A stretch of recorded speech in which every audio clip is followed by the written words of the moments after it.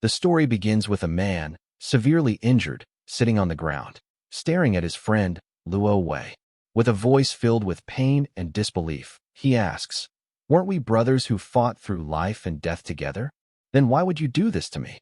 Luo Wei remains calm, his expression unreadable. "Do you remember when the calamity first began?" he says coldly. "When monsters emerged from strange spatial rifts, tearing the world apart. Those rifts were later called dungeons, and those who came into contact with them gained mysterious powers, which became known as classes.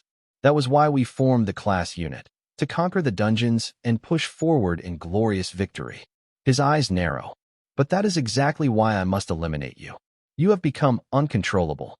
Powerful class users like you can disrupt the Empire's order. And you, having surpassed even the SSS rank, are the most dangerous of all.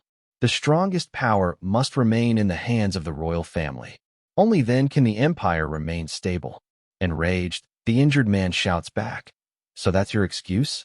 Is that why you destroyed my family?" Without hesitation, Luo Wei delivers a swift strike, felling the protagonist completely. As he steps forward, he reveals the truth. "I tampered with your armor long ago. The explosion earlier also injected a compound poison into your wounds. After an SSS rank battle, you shouldn't have any strength left to resist. I've even prepared an entire army to ensure this ends here. Consider this my final show of respect for you." The protagonist's vision blurs, his mind drifting into a memory, one of him and Luo Wei laughing together on their many adventures. In that moment, a glowing window appears before his eyes. Hidden skill. Mirror World has met activation conditions. Mirror World is an SSS rank hidden ability, an ultimate skill capable of reversing everything. The scene shifts to decades later. A group of boys are bullying someone named Yun Che near a pond. One of them punches him hard, then dunks his head underwater. Gasping for breath, Yun Che mutters in frustration, "Why does it always have to be me?" Somewhere in the depths of his mind, the faint voice of the protagonist stirs, wondering, what is that sound?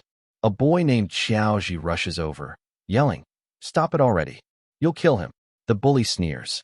"If he's going to die, then let him heal himself. After all, isn't Yun Che a chanter?" He then turned toward Xiao Ji. "You're such a hypocrite. You're the one who led us to him in the first place. If he dies, it's your fault." Xiao Ji stammers that he only did it because they threatened him, but the bully, now angrier, steps forward as if to punch him too. Before the blow lands, a strange light bursts from the pond. The bullies freeze, their faces pale. "No way. Is that a new dungeon?" one whispers.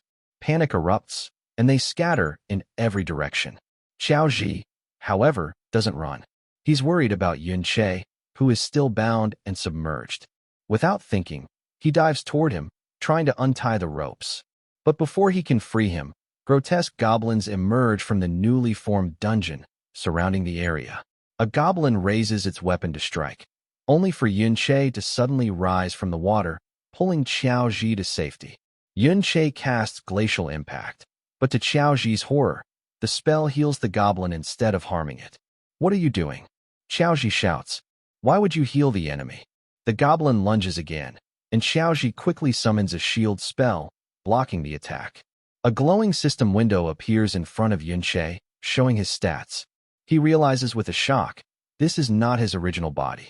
He is inside the body of someone named Yun Che, and the magic he just used was healing magic. Normally, when someone comes into contact with a dungeon, they bind with the system and are granted a random starting class that cannot be changed. From there, they grow stronger by clearing dungeons, gaining abilities tied to that class. But the protagonist, once a warrior who had reached the absolute pinnacle, was different. Back then, he had used the Mirror World skill, a power that reverses everything. That choice had trapped him within the mirrored realm for decades, until he heard Yun Che's cries. That meant he had been revived inside Yun Che's body. It was not exactly a pleasant revelation, but it was still a second chance. And for that, he silently thanked Yun Che for unknowingly giving him the opportunity to exact his revenge. Meanwhile, Xiao Ji calls out urgently, "Yun Che, the monsters are swarming us. I can handle 3 at most. You need to do something." On the other hand, Yun Che thinks to himself, "This body is far too weak. Even these low-level monsters are beyond me. At that moment, a glowing system window appears, displaying a list of the skills available to him. The protagonist scans through them and quickly realizes that most are utterly useless. A chanter? He thinks with a frown. The class is far too niche. Its strengths lie entirely in support roles, and even there, it's outclassed by other classes. No wonder it's always been looked down upon. With the protagonist's old combat instincts still intact, Yun-Che manages to hold out for a short while, but he knows he needs a solution fast. If he runs out of mana, it will be over. That's when he decides to attempt using Mirror World, the hidden skill, his only real hope. Dodging a monster's strike, Yun-Che steps forward, thinking, how exactly does this skill work? He tries activating it directly on the monster, but a notification flashes. Activation failed. Conditions not met. What conditions? He mutters internally. Is my level too low? Or does it require an actual mirror? He tries again, this time targeting the monster's reflection in a pool of water. Another notification appears. Skill failed due to insufficient level. Realization strikes him. Mirror World requires a reflective surface to activate. That explains part of it, but the level restriction is still a problem. Perhaps he can try a different target. He focuses on the monster's sword, but once again, insufficient level. Meanwhile, Xiaoji shouts, stop wasting time with your useless skills. I can't hold out much longer. Before Yun-Che can respond, a towering figure emerges from the dungeon. A level 10 overlord, Wraith Demon, with HP 1,680 and MP 100. Xiaoji's face pales. We're doomed. An elite like that requires at least level 10 to defeat. Suddenly, an army of demons pours out behind it, surrounding them. Xiaoji is in shock, but Yun-Che, desperate, tries Mirror World on a small pebble. Still insufficient level. The army charges straight at him. Yun-Che grits his teeth. Not even a rock. Is the level gap really that huge? In a last attempt, he targets Xiaoji's makeshift barrier with the skill. This time, the window reads, cannot reverse other players' skills. Then, an idea clicks. If I can't reverse someone else's skill, can I reverse my own? He quickly activates one of his own abilities, Entangling Vines. The system reacts immediately. Skill reversed, Chaotic Thorns unlocked. The transformation is instantaneous. Vines erupt from the ground. In a single strike, every surrounding monster is taken down, except the boss. The Overlord roars and lunges for Yun-Che, but before it can land a blow, another monstrous figure appears and smashes its fist into the boss, killing it instantly. Xiaoji stares, stunned. What just happened? Meanwhile, Yun-Che studies the system notifications. The reversal has completely altered the skill's effect. Instead of immobilizing enemies, it now inflicts confusion. Original skill, Entangling Vines, cost 10 MP. Vines entangle a single enemy, low chance to immobilize. Reversed enhancement, Chaotic Thorns, cost 10 MP. Thorns lash a target, low chance to inflict confusion. Confusion causes afflicted units to attack random targets. A status window appears, confirming confusion-afflicted units will attack random targets. A slow smile spreads across Yun-Che's face. A useless skill, turned powerful after reversal. His mind races. If this works on one ability, what will happen when I reverse the rest of my skills? Yun-Che muttered to himself. Mirror World truly lives up to its reputation as an SSS-Rank hidden skill. It didn't simply reverse skill effects. There was clearly an overall enhancement as well. If he had used the original, unreversed version of Entangling Vines, not only would the success rate have been low, but the restraint duration would have lasted barely a single second, never reaching the potency it now displayed. As he pondered this, another system window appeared, listing his available skills. One caught his attention, Empowered Strike, cost 20 MP, duration 30 seconds. Curious, Yun-Che activated Mirror World on it. A new, reversed skill formed instantly. Trick Blade, cost 40 MP, duration 60 seconds. A smirk spread across his face as he unsheathed his sword. Trick Blade. He quickly realized that with each skill usage, his attack power would increase by 10%. Just by activating any ability, he could trigger the effect. Its potential was extraordinary. Another notification flashed, level up. Yun-Che glanced around and realized that many monsters had been slain in the chaos of infighting, their deaths granting him a significant amount of experience. One of the surviving monsters lunged at him. He raised his weapon, blocking the strike with ease. Perfect timing, he thought, his smile widening. Leveling up had fully restored his MP. It was time to put Trick Blade to the test. He activated Chaotic Thorns, while also taking advantage of Trick Blade's attack boost. The result was devastating. Dozens of monsters fell in a single strike. By the time the dust settled, Trick Blade had already doubled his attack power. This skill, it breaks all conventions, Yun-Che thought, eyes gleaming. One of the boss monsters roared and charged at him. Yun-Che parried the incoming strike, spun behind the beast in an instant, and take it down with a single decisive blow. Xiao Ji, watching from a distance, stood frozen in shock. Is this really Yun-Che? A level 5 chanter doing that? It was almost impossible to believe that someone with such a supposedly weak class possessed this kind of strength. Meanwhile, Yun-Che calculated quickly. At his current level 6 stats, with 120 MP and 1 MP regeneration per second, he could theoretically reach 2.3x attack power through Trick Blade. With that, his strength might just be enough to handle even level 11 elite bosses, though only barely. The ground suddenly shook beneath his feet. From the shadows, another monster appeared, its sheer presence radiating danger. Chimera, level 21. As the low-level monsters tried to rush forward, the Chimera moved, taking those monsters down effortlessly with a single strike. Xiao Ji's face turned pale. A hidden boss? At this level? Before Yun-Che could answer, the Chimera lunged at him. He immediately cast Chaotic Thorns to halt its movement, but the skill failed to restrain the beast. Its massive strike hurtled toward him. At the last moment, Xiao Ji dashed in front of him, activating his barrier skill to intercept the blow. The impact was explosive, forcing Yun-Che to recall memories of his past life, of the comrade who had always shielded him in battle, taking the brunt of danger whenever Yun-Che charged headfirst into the fray. The memory vanished in an instant as reality returned. Xiao Ji's barrier shattered, and his body was sent flying into a nearby wall. Shocked by the sight of Xiao Ji being slammed into the wall, Yun-Che rushed to his side without hesitation. Kneeling down, he immediately cast his healing skill in an attempt to mend Xiao Ji's injuries. However, the faint glow of the spell quickly faded, and Yun-Che realized with frustration that it had no effect. Worse yet, the effort had drained the last of his remaining MP. TCH. Chanter healing skills really are pathetic, he thought bitterly. Looking at Xiao Ji's pale face, Yun-Che asked urgently, "Do you have any health potions?" Xiao Ji coughed and replied, "Only one emergency bottle left." "Drink it," Yun-Che ordered firmly. As Xiao Ji fumbled for the potion, a new system window appeared before Yun-Che's eyes.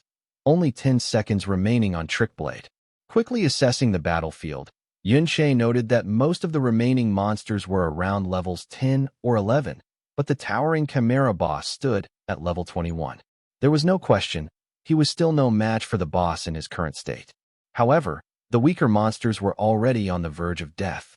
A plan began to form in his mind, one that might just work.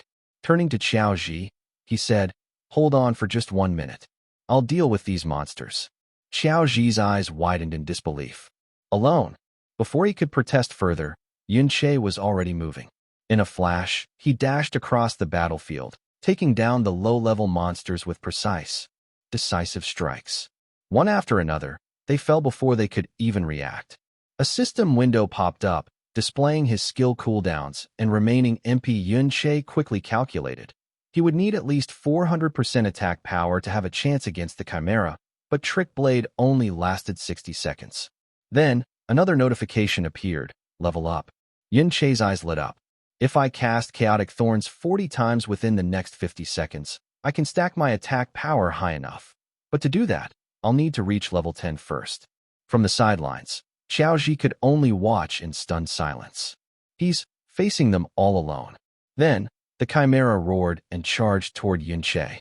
At that moment, a bright glow enveloped him, level 12 achieved. His MP bar instantly refilled, and his Trick Blade effect now allowed for 510% attack power for the remaining 9 seconds. More than enough, Yun-che thought with a confident smirk. He tightened his grip on his sword, and in a single explosive dash, closed the distance to the chimera. He took down the monster with one clean strike. The boss let out a final, ear-splitting roar before collapsing. Xiao Ji's jaw dropped. You just solo cleared an entire dungeon. The moment the chimera fell, another notification appeared, level up ×3. Yun-che was now level 15, his stats and abilities significantly enhanced compared to before. A final window followed. Dungeon Lord defeated. Dungeon cleared. Xiao Ji approached him slowly, still trying to process what had just happened. Is this really you, Yun-che? How did you suddenly become so strong? Yun-che looked at him for a long moment, memories of his past life flashing before his eyes, memories of a comrade who had stood by him until the end. Then, without answering the question directly, he asked, "What's your relationship with Xiao Bian?" Xiao Ji froze, his expression shifting to shock. How do you know my great-grandfather's nickname?" Surprised, Yun-che could hardly believe what he had just heard. Xiao Ji was actually the great-grandson of Xiao Bian. For a moment, he stood there in disbelief, his thoughts swirling. Weren't all the people I knew in my past life taken down by Luo Wei? As he tried to ask more about it, Xiao Ji, "There's no need to talk about my great-grandfather right now," he said evenly. "If you don't want to answer my question, you don't have to. I'm not here to humiliate you." Yun-che was caught off guard by the remark. Before he could respond, Xiao Ji continued, "Although I don't know why, I'm certain you've been hiding your true strength all this time, haven't you? Either way, we should head back to school.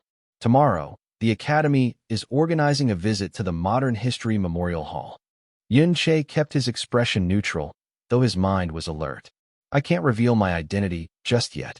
If Xiao Ji starts digging too deeply, he might grow suspicious." Out loud, he simply said, "All right, let's go." Still, inwardly, his thoughts shifted. The Modern History Memorial Hall, there will definitely be records of what happened after I died in my previous life. The scene transitioned to the following day. On the bus ride, Yun-che and Xiao Ji sat quietly side by side. Yun-che's gaze wandered out the window as he silently reflected. How times have changed. After being dead for so many years, the world is nothing like I remember. People are using products from dungeons to power carriages. New tools, new weapons, and strange devices I've never seen before. Although some of them resemble artifacts I once encountered inside dungeons. A thought crossed his mind. Wait, wasn't it supposed to be that only items dropped by monsters could be brought out of a dungeon? Opening his status window, he tapped on an entry. A flash of light appeared on his finger. A ring materialized. Chimera Ring, Epic Rank, level 14. So equipment like this, as well as skill books, can be taken out through the inventory, and they can even be bought and sold outside dungeons now. Another notification appeared. Skill acquired. Resilient physique. Passive. Permanently reduces physical damage taken. Yun-che's mind returned to the old rules he knew. Items that couldn't be stored in the inventory were supposed to vanish when the dungeon lord was defeated, disappearing along with the dungeon itself. So what on earth happened after my death for these rules to change? The scene shifted again, this time to the academy grounds. Yun-che's eyes were drawn to a towering statue in the courtyard. "That's the supreme ruler of our kingdom," Xiao Ji explained. "The emperor who ended the dungeon disasters, Luo Wei." Their teacher gathered the students and addressed them. Most of you may already know this, but over 50 years ago, this very place was the battlefield of the famous rebellion. Back then, humanity was deeply afflicted by the dungeon outbreaks, especially after the most terrifying SSS-Rank dungeon appeared. People lived in constant fear. Our king at the time, Luo Wei, personally led the royal army on an expedition to clear it.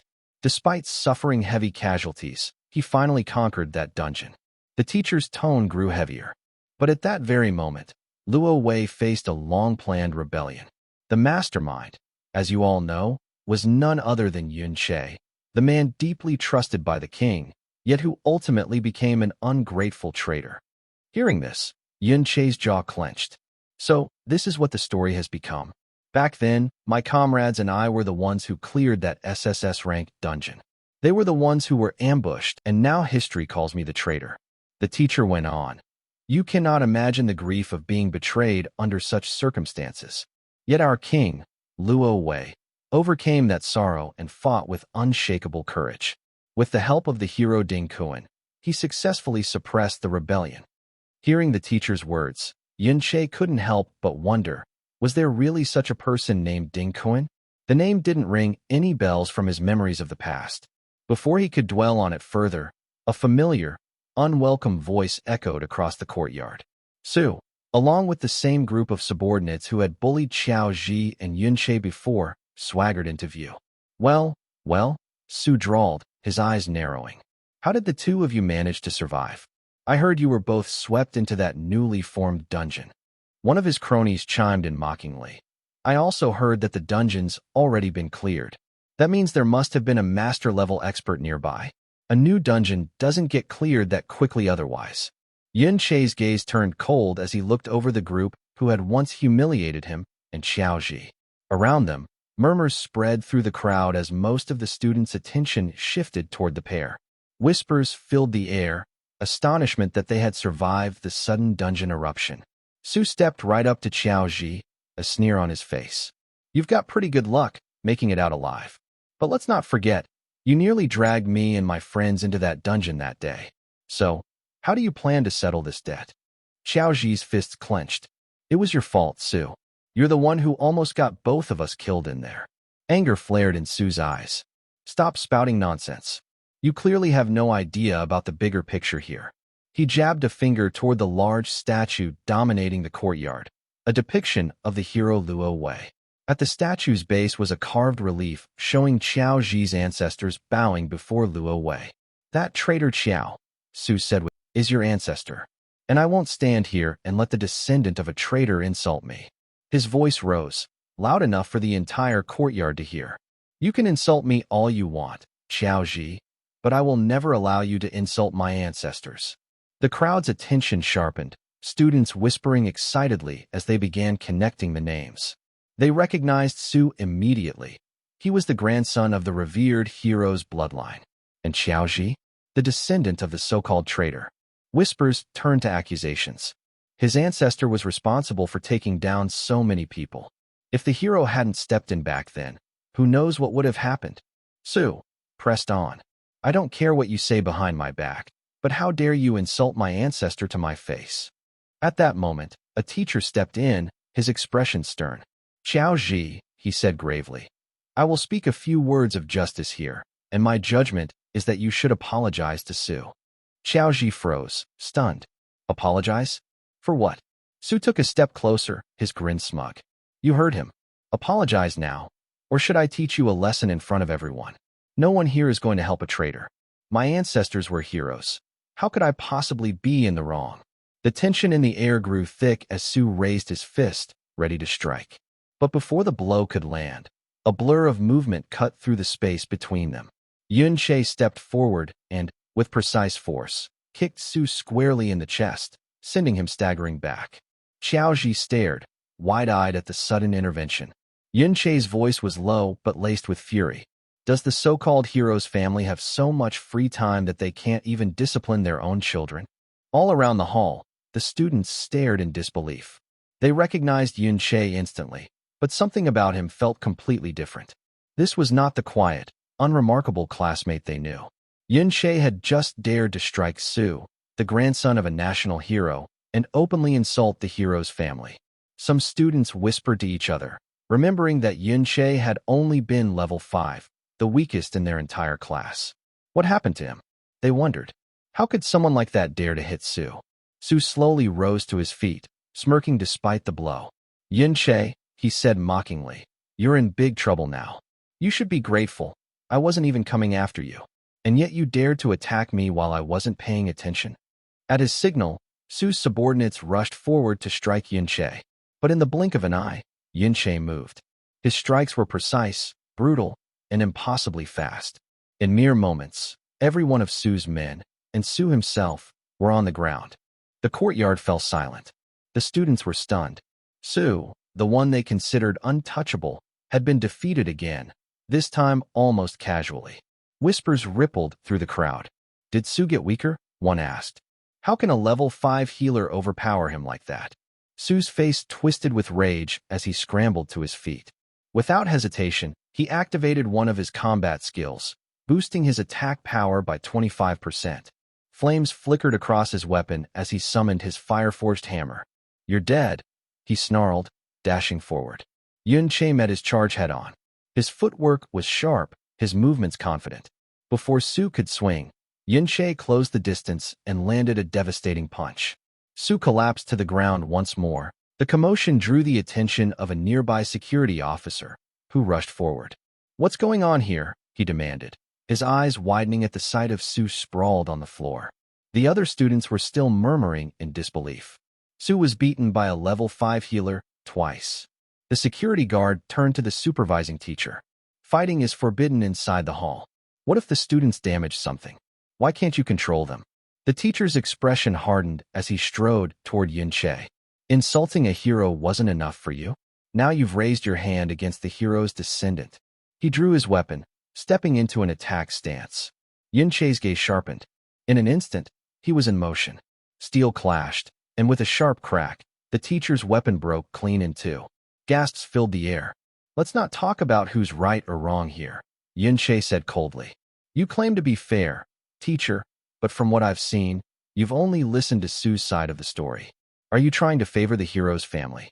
The teacher's face darkened. "Stop talking nonsense." But his eyes flicked briefly to Yun-Che's hand and froze. There was a ring there, one he didn't recognize. What kind of equipment is that? Although he hadn't used his full strength, his strike had been completely blocked. Yun-Che smiled faintly. "Just a casual remark, teacher. I don't think you're that kind of person." The teacher stepped back slightly, schooling his expression. "I will investigate this conflict thoroughly." The students buzzed with shocked whispers. Not only had Yun-Che beaten Su, but he had also blocked the teacher's attack. Inwardly, the teacher's thoughts churned. Where did he get that equipment? Does he have a powerful backing? A notification appeared in Yun-Che's vision. "Chimera ring, damaged." He sighed inwardly. Even though it's good quality, it's still just a drop from a level 21 dungeon lord. It's far too much of a stretch to use it against a level 35 teacher. Aloud, Yun-Che said, "As punishment, teacher, you should expel both Xiao Ji and me from the hall." Without waiting for a response, he turned and walked out. "Come on, Xiao Ji." Still stunned, Xiao Ji followed him out, leaving the students to murmur among themselves. How did Yun-Che become so powerful? Inside the hall, the teacher called for one of the students to heal Su. Meanwhile, walking through the academy grounds, Yun-Che's expression darkened. So no one survived after all. He glanced at Xiao Ji. "If I ask him now, he'll answer without thinking." "Xiao Ji," Yun-Che said, "my own history isn't exactly glorious. Can you tell me the details of that so-called hero, Ding Kuan?" Xiao Ji nodded. "Back then, it said the hero discovered the great villain Yun-Che's conspiracy in advance. He laid an ambush near the SSS-Rank dungeon to provide support, and that's how he resolved the entire rebellion crisis." Yun-Che's fists clenched at the words. Xiao Ji went on. "Hero Ding Kuan aspired to solve the dungeon crisis from a young age. He trained hard all his life for it.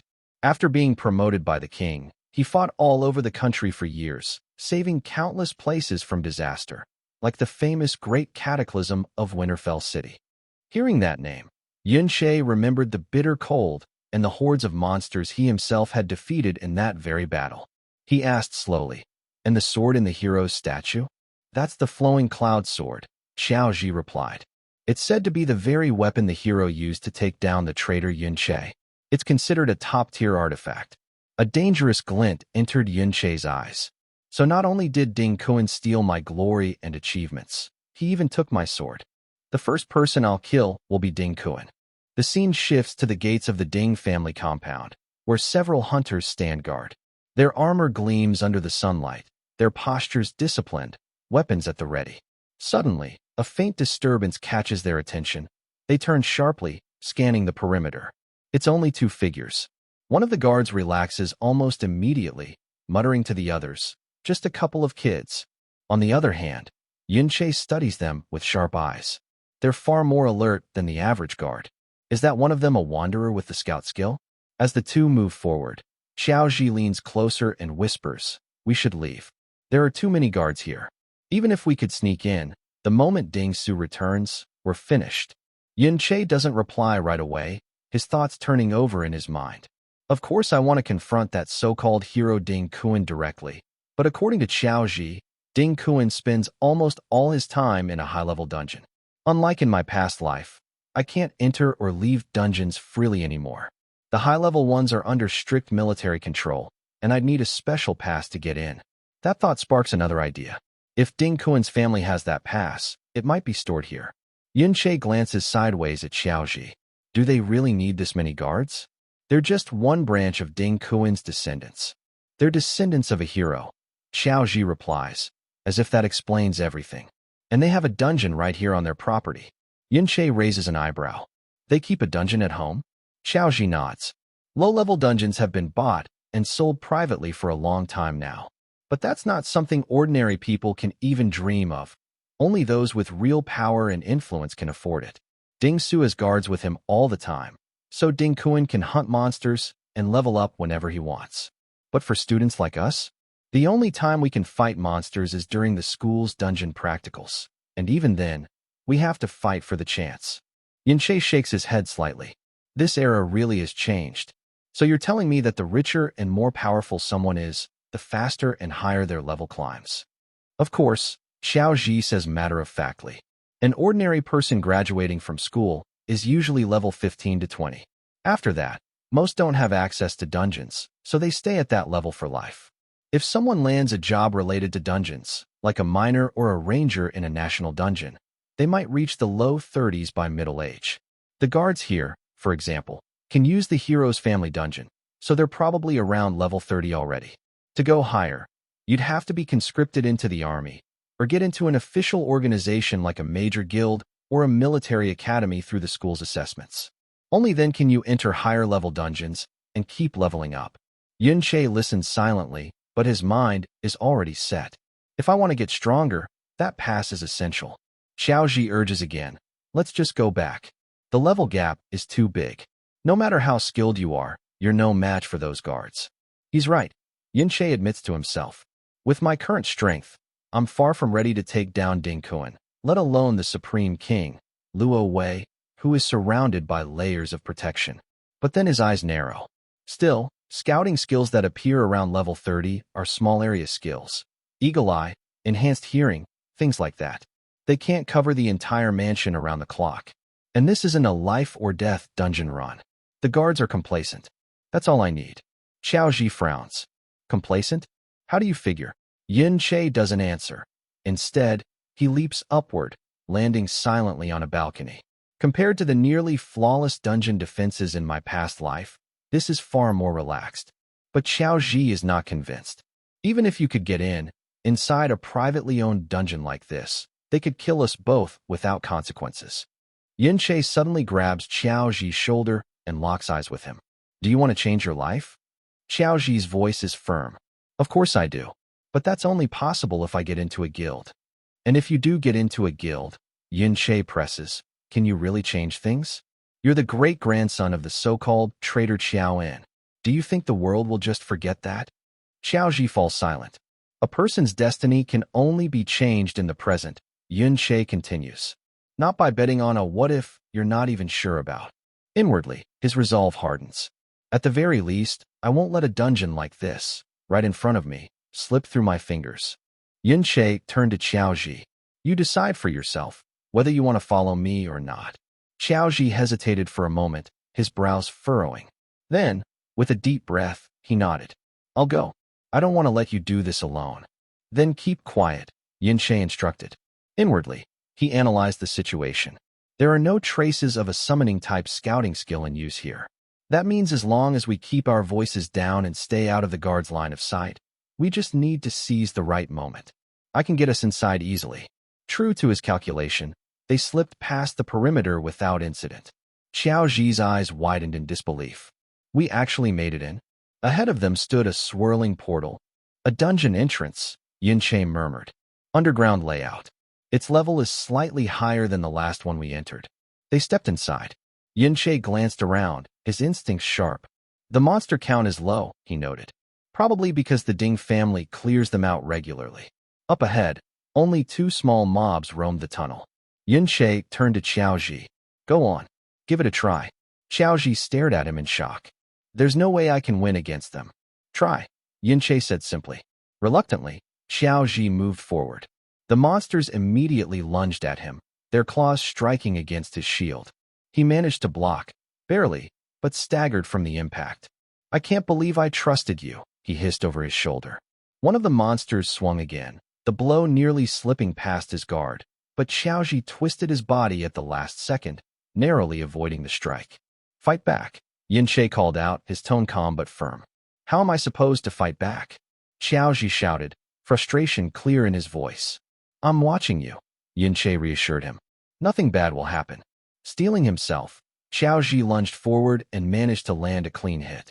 But the second monster came in from behind, forcing him to dodge again.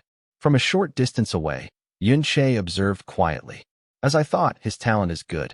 The problem is that he's timid and panics too easily, so he only dares to defend. But his subconscious sense of spatial positioning is extremely accurate.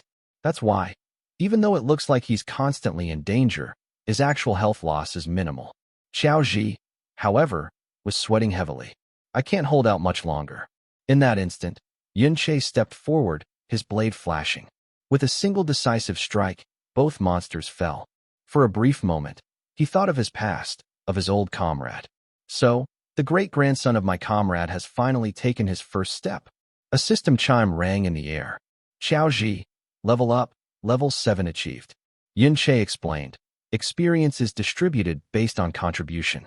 If you don't throw the monsters off balance, even if I kill them, you won't gain much EXP.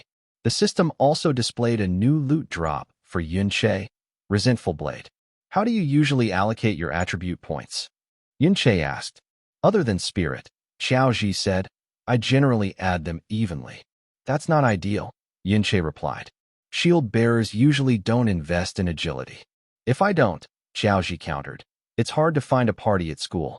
No one wants to wait for a slow-moving shield bearer. By the time I get to the monsters, they're already gone. Yunche sighed. You need to think long-term. Advanced class promotions after level 60 have attribute requirements. For example, the Bastion Fortress class requires 60 stamina and 90 defense. You can't just add points randomly. Xiaoji scoffed. The highest an ordinary person reaches in their lifetime is level 40-something. Why would I think about level 60? That's S-rank territory. Yunche stepped closer, his voice steady. From now on, you can start thinking about S-rank, and even beyond S-rank. Xiaoji blinked, taken aback. But then his expression shifted, surprise giving way to determination. Inwardly, Yunche's own thoughts were already shifting. That being said, I should also start planning my own class advancement. My support class only became viable again because of the hidden skill Mirror World. If nothing unexpected happens, I'll probably change too. A chime interrupted his thoughts. System notification, Mirror World, level 1. Defeated monster. Gained 2,000 experience points. Yunche's eyes widened slightly. So, Mirror World can level up as well. Yunche strikes the zombies with his blade, then takes down another zombie as well. The system notifies him that the Trick Blade's ATK has increased up to 70% duration. The defeated zombie still attacks Yunche, making him wonder if it is still alive as he dodges. It is the level 17 zombie Greed Demon. Yunche strikes it again, but his ATK boost disappears. He realizes that the Trick Blade's duration has ended, and even though the skill is powerful, it has too short a duration. He finally kills the zombie Greed Demon and sighs, thinking that his current stamina doesn't allow him to fight for long. Yunche's level increases by 1, making him admit internally that leveling up like this is already much quicker. He has gained a total of 2 levels, now reaching level 17. The system shows him his stats and notifies him that he has killed the zombie elite, obtained loot converted to Mirror World element, and gained an increase in Mirror World EXP. Yunche thinks that by killing these monsters, he gains Mirror World EXP. Suddenly, he notices something and jumps up onto the higher rocks. Below, he sees a group of Ding family guards patrolling the area, making him wonder if they have noticed intruders. Xiao Ji suggests falling back since the number of monsters has already dropped. Yunche agrees with him in his head, thinking that while fighting he also needs to watch out for the guards, and with his Trick Blade's boost duration still limited, he concludes he shouldn't go further. He thinks further that according to the skill book he just obtained, Not every reverse skill is useful in combat.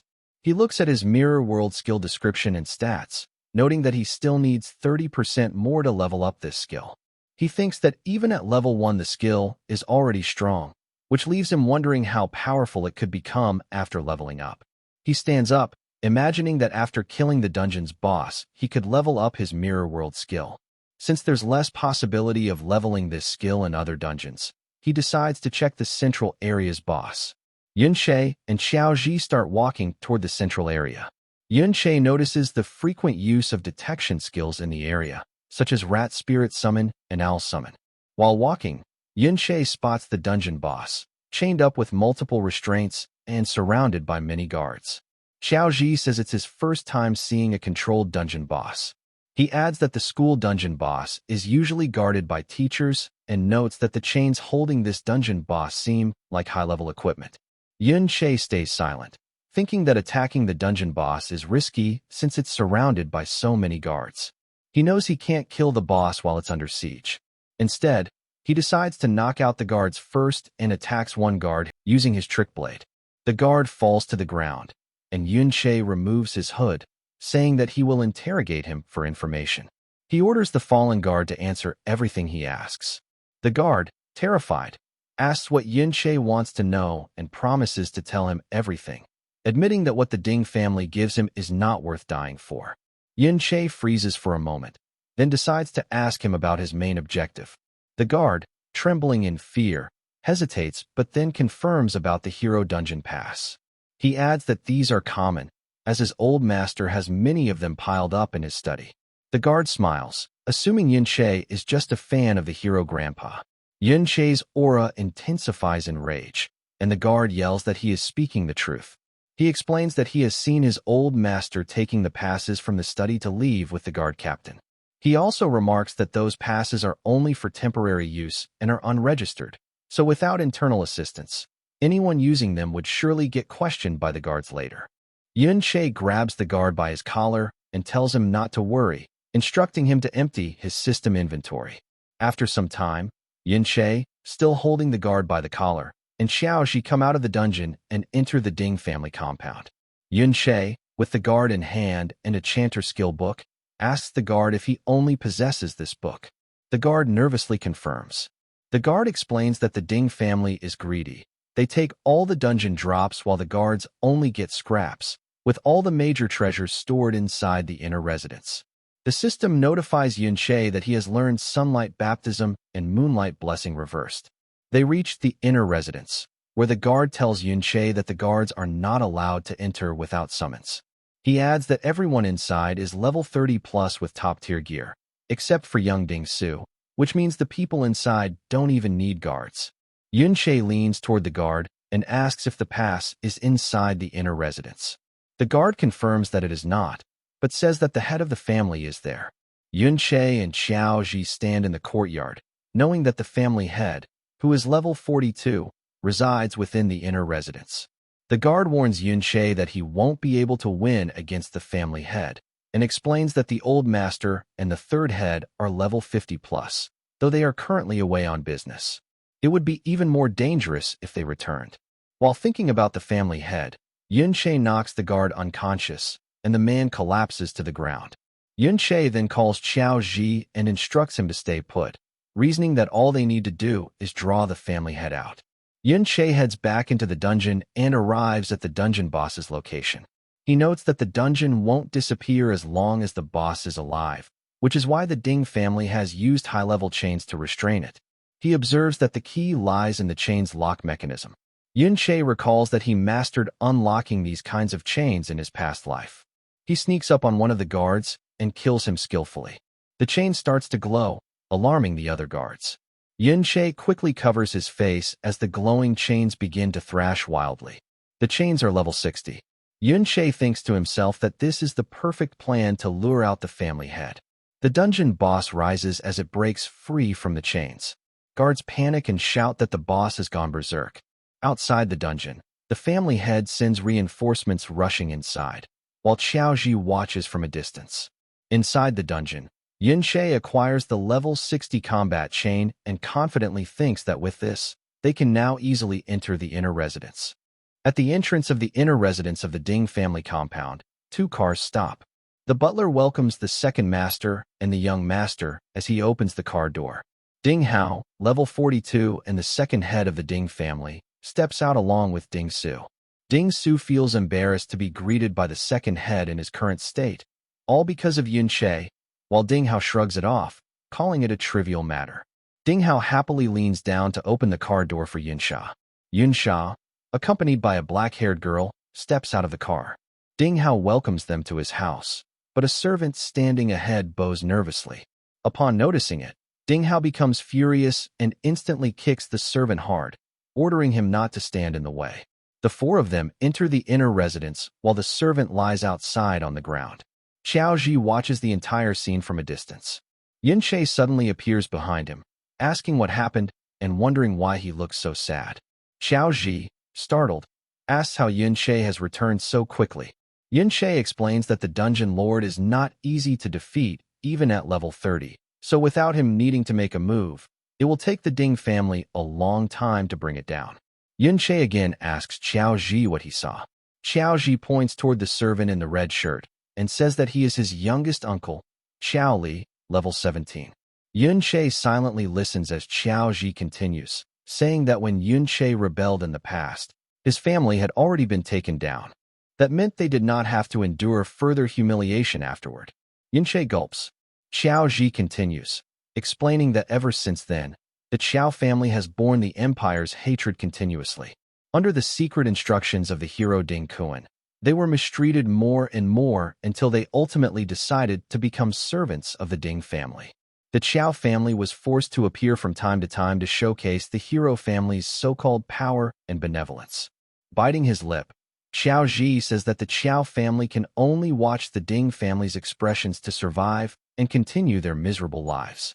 He recalls how his father's generation had also tried to change things, but the result was tragic. His father lost his head and became a madman.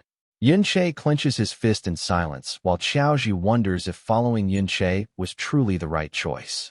Yun Che steps past him, saying he needs to go inside. Xiao Ji instantly shouts that Ding Su's father is present, fully equipped at level 42, and if he notices Yun Che, it will mean death. Yun Che firmly responds that during times when dungeons are being controlled, if one doesn't take risks, then there is no hope of changing their lives. He tells Xiao Ji that if he hesitates, nothing will ever be achieved. Yun Che turns to face him and offers his hand, telling Xiao Ji that this is his chance to change his life, but the decision must be his. He won't force him to fight. Frightened, Xiao Ji says that the Ding family is far too powerful and has immense influence. He questions if they can really go against them. Yun Che, readying himself, says that he wants to fight not just the Ding family but the entire empire. With that, he leaps into the air, leaving Xiao Ji behind. Inside the inner residence, Ding Hao is sitting on the sofa. He asks his maid how the dungeon boss managed to break free from its chains. Yin Sha addresses him as her uncle and asks if they came at a bad time. Ding Hao smiles, denying it, and says his older brother will take care of it. He remarks that a small dungeon like this is not more important than her. He adds that after hearing about her visit, his father and third brother immediately began heading back, and managing this situation will be easy. They have even reported it to Hero Grandpa, who can't wait to meet her.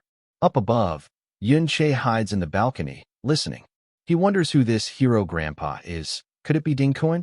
Yun Che remembers that a pass is needed to enter the hero's dungeon, and now he starts wondering about Yin Sha. The way she is being treated makes him certain her status is high. Thinking about her surname, Yun, he notes that they share the same surname and questions whether it is really just a coincidence. Yun Che moves from there while reminding himself to focus only on the pass, while the black-haired girl notices something from below.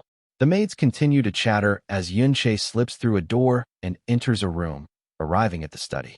At that same moment, the family head along with his subordinates returns from the dungeon. The family head remarks that they have finally suppressed the dungeon boss, adding that it was being released with an evil intention, but they were unable to find any traces of the person responsible. He states that no one would take such a huge risk just to get their hands on high-grade equipment. The family head immediately orders the house to be covered, and his guards quickly follow. He thinks to himself that they cannot allow any accident to happen, especially since Yunsha has finally come to visit them. Inside the study, Yunsha opens the drawers but finds nothing. He recalls what the guard he interrogated earlier said, that there were plenty of passes stored there. Yunsha then uses his skill phasing to open a locked drawer. Inside, he discovers a diary, which he curiously picks up. In an instant, the diary and other books transform into high-quality skill books. The system displays the description of these books. They reduce the speed of enemy units within a 20-meter radius by 20%. Meanwhile, the Ding family guards surround the inner residence. Xiao Ji, hiding among the plants, trembles as he notices all the guards have gathered there. He wonders if they have been discovered. Fear grips him as he thinks that if Yunsha doesn't come out soon, he himself will surely be killed. Cold sweat runs down his face as he remembers how his father and uncle died. He fears that if they catch him, the Ding family will gain yet another excuse to humiliate what remains of his family. Clenching his fists, he decides to save himself by slipping away quietly. Just as Xiao Ji nervously starts to move, a guard begins walking in his direction. At that moment, Xiao Ji recalls Yunsha's words about helping him change his life. With desperation, he screams loudly, drawing the guard's attention. Instantly, several guards rush toward Xiao Ji. As he runs, he secretly hopes that Yunsha escapes while he leads the guards away.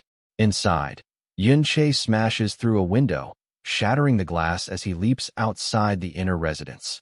Hearing Xiao Ji scream, he smiles, realizing that Xiao Ji has finally made up his mind to fight back.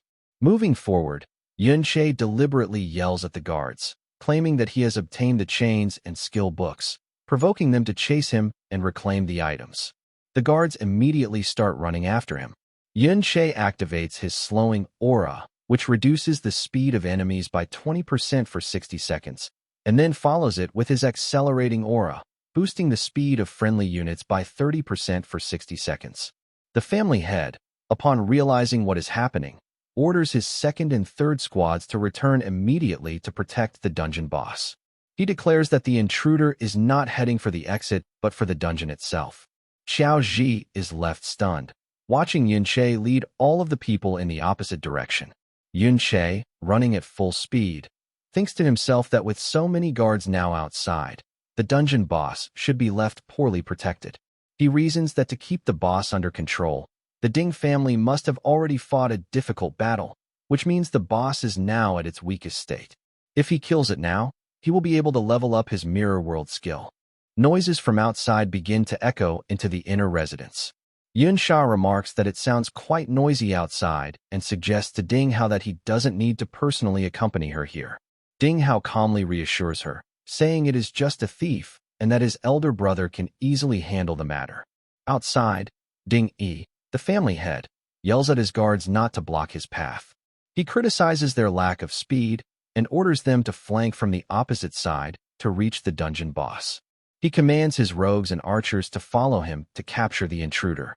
Meanwhile, Yunsha, sprinting forward, notices Ding Yi pursuing him.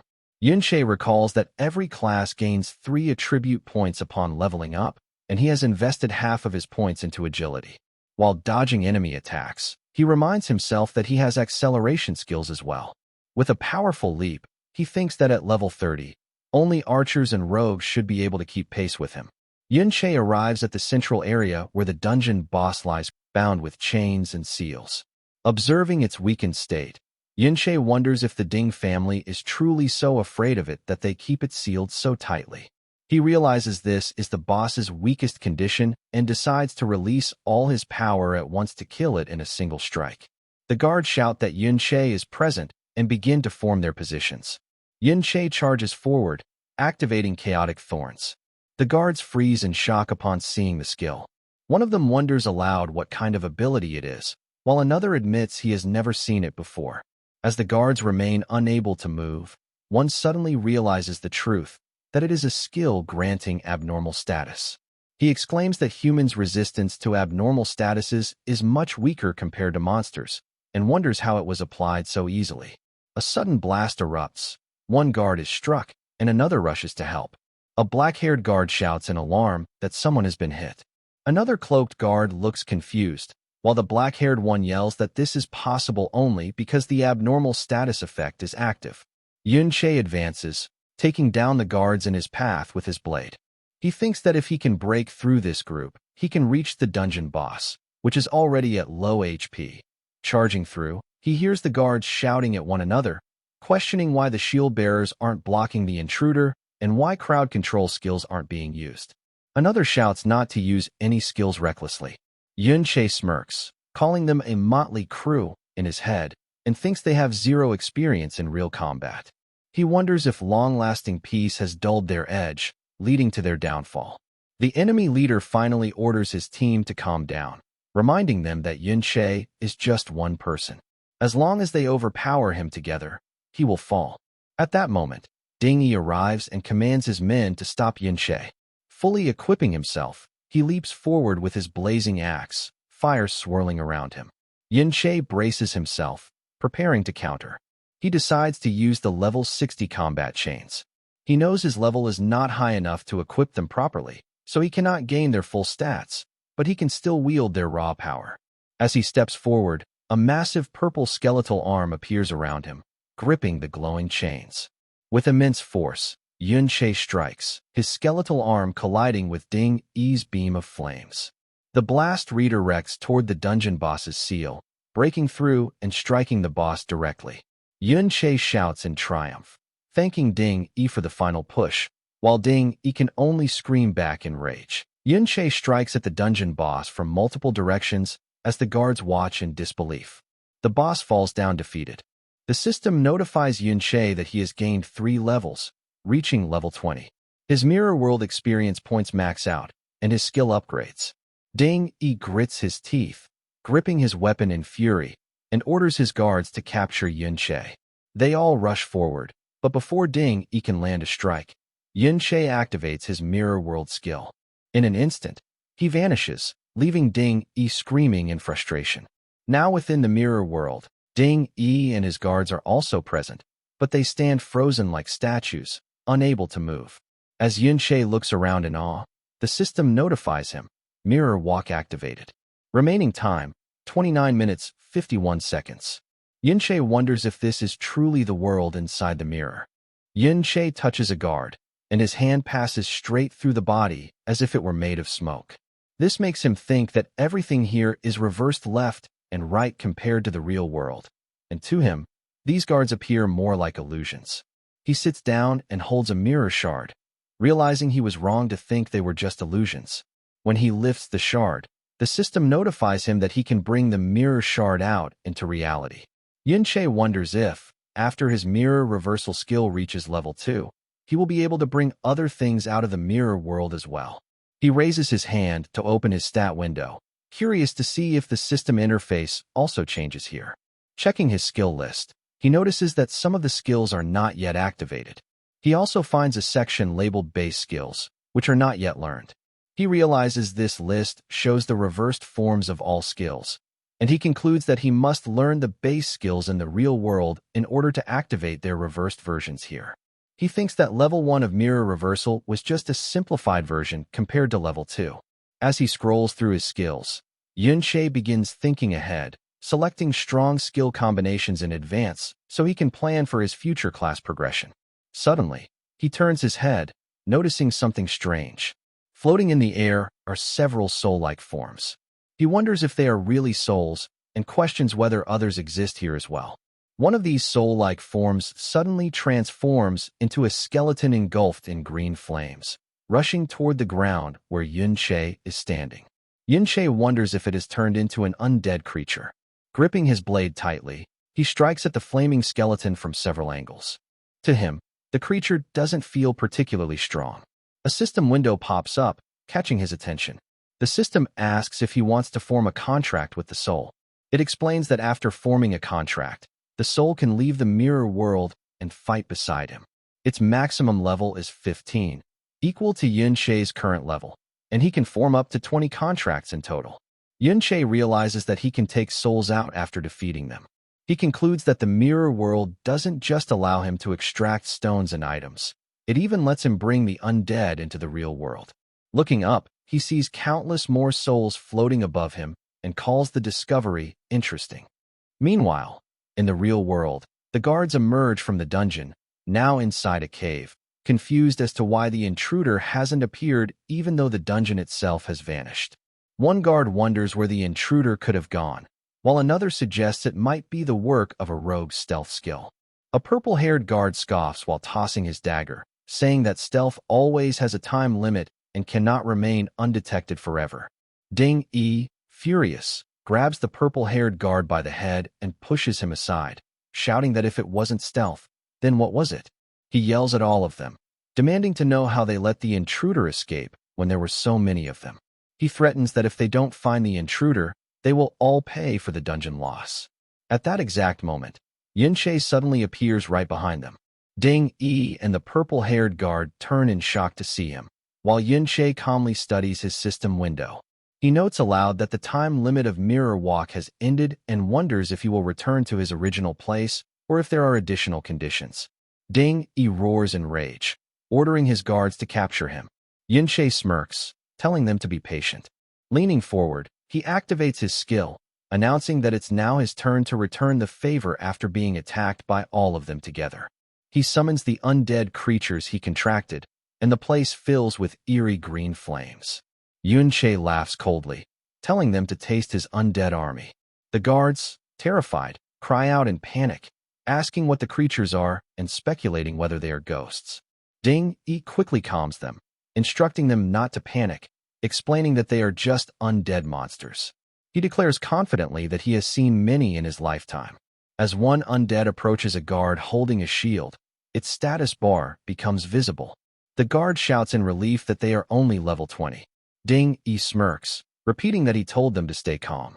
He rallies his men, promising a bonus to anyone who catches Yunche, and the guards charge enthusiastically. But midway, they pause in confusion. They can't see Yunche anywhere. They begin shouting, wondering where he disappeared to. In truth, Yunche is already sprinting toward the cave exit.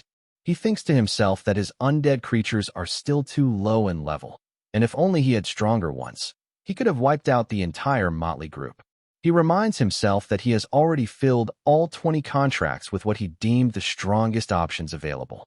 The mirror world has its limitations. Once inside, he can only move within a radius of 200 meters.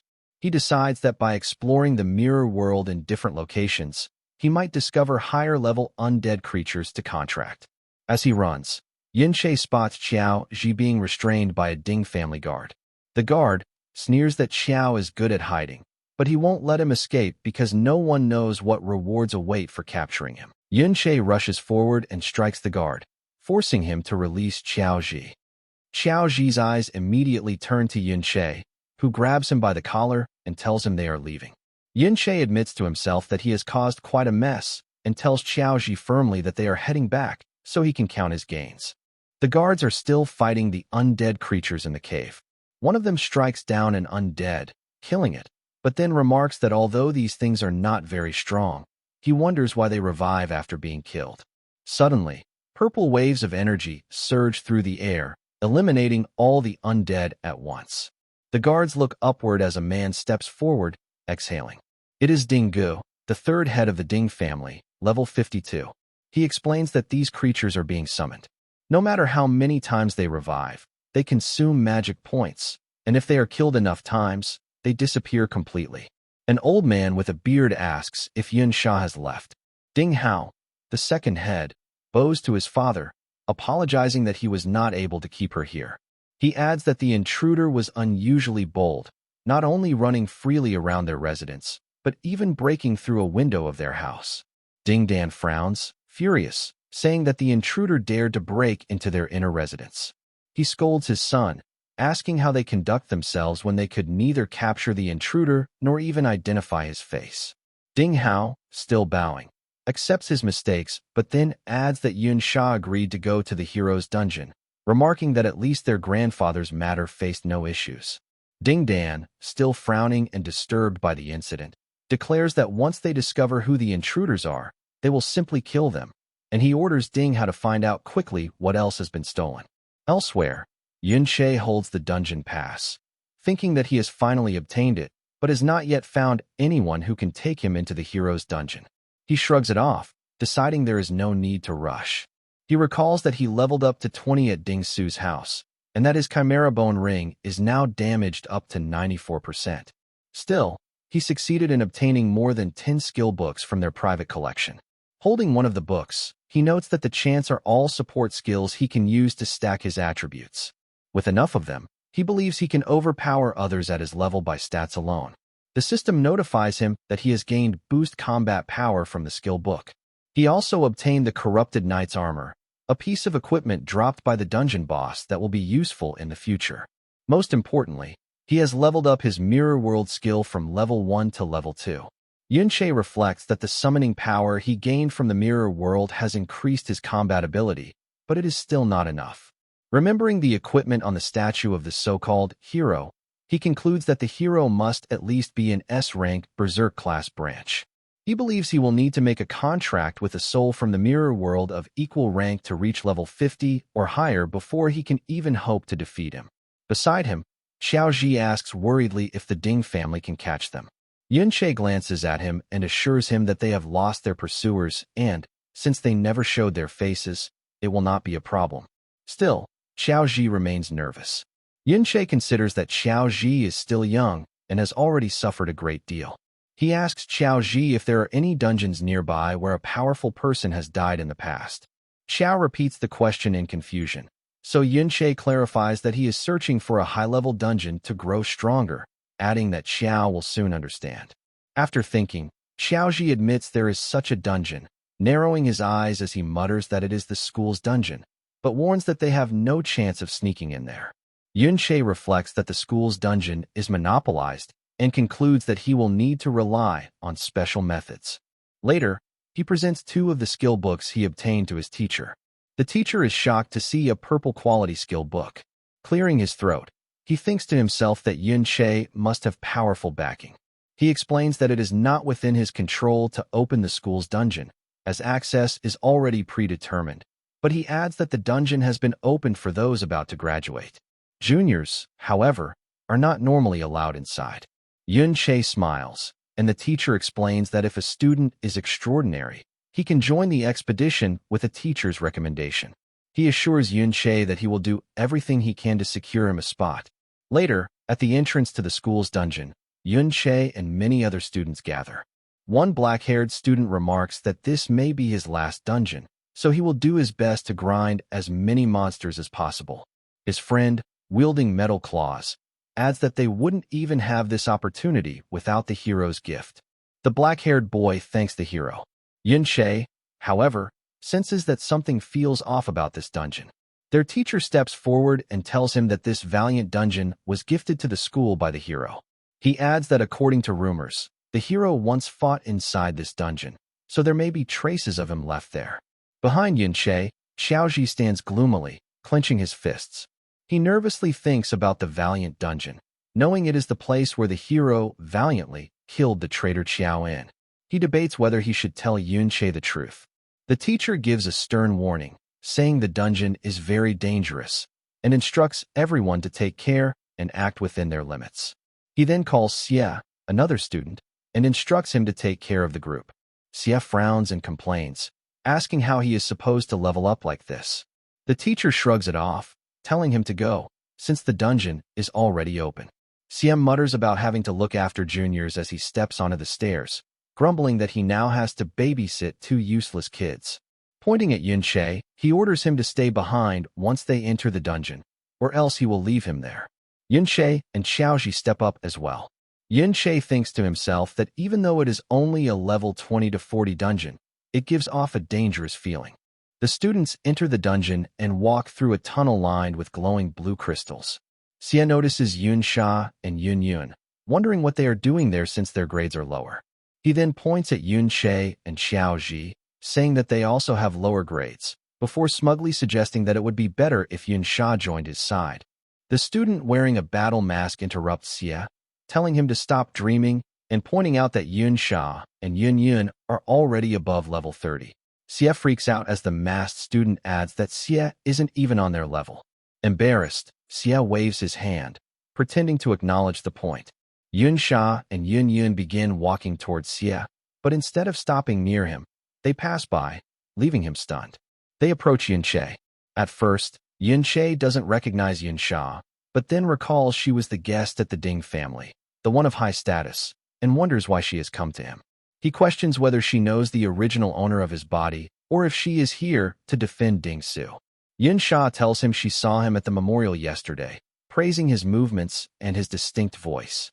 Yunche, unable to fully understand her intent, assumes she is simply making casual conversation. Yunsha leans in, saying that was the reason she recognized him even amidst the sound of shattering glass. Yunche is stunned that she identified him from just the 2 sentences he shouted the day before. As she walks away, she changes her equipment and waves, saying her greeting is finished for today and that she and Yun will be going to explore. Yun also changes her equipment as she follows. Yunche stands still, reflecting that even though Yunsha recognized him, she chose not to expose him publicly and simply gave a subtle reminder instead. He wonders if Xing who might have also recognized their voices, but reassures himself that it will be fine as long as the Ding family does not pursue them anytime soon. He thinks that with his current leveling speed, he won't have to worry for long. Considering that Yunsha showed him kindness, he decides to give them a warning, telling Yunsha and Yun to be careful because this dungeon gives off a dangerous vibe. They both take his words seriously. Yunsha admits that since he mentioned it, she also feels something strange, but assures him that with her level, she won't face any real danger. She thanks him for the warning. A group of students nearby are stunned to see Yunsha acting so openly with him. One holding a staff remarks that she is usually distant, so why is she behaving differently with Yunche? All of them surround Yunche, asking how he knows Yunsha and if he can introduce them to her. Yunche brushes them off, saying they need to move forward. The students protest, asking how the 2 of them can go alone when the monsters here are at least level 20, warning that both of them will die even to a basic monster. Xie interrupts the group, telling them to leave Yunche and Xiaoji alone. He reasons that if Yunche is close with Yunsha, that must mean he is also strong. One of the girls reminds them that Teacher Li instructed them to look after the juniors. Xie cuts her off, reminding them why they are really there, pointing out that the fewer people who know about this place, the better. He asks if they really want to share those precious crystals with Yunche and Xiaoji. He instructs his group to keep their distress flares ready and to ignore Yunche and Xiaoji entirely. Still, Xie is in a foul mood, fuming over how someone like Yunche could be close to Yunsha. Looking upward, he bitterly thinks that Yunche deserves to die for overestimating himself. At the entrance to the dungeon, Ding Su comes running toward a teacher. The teacher asks why he is there, and Ding Su demands information about the team that just went inside. The teacher asks what he wants, and Ding Hao, who is nearby, reminds Ding Su that just because Yunche beat him at the memorial doesn't mean he can blame him and Xiaoji for what happened today. He adds that he doesn't have time to deal with Ding Su's mess. Ding Su yells that he knows their voices and insists it was truly them who broke into their residence.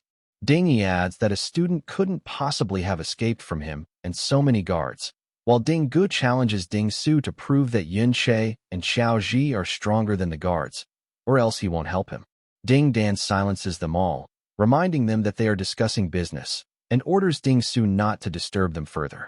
Ignoring the warning, Ding Su grabs the teacher by the collar, demanding to know if Yunche and Xiaoji went into the dungeon, and resolves to enter it himself.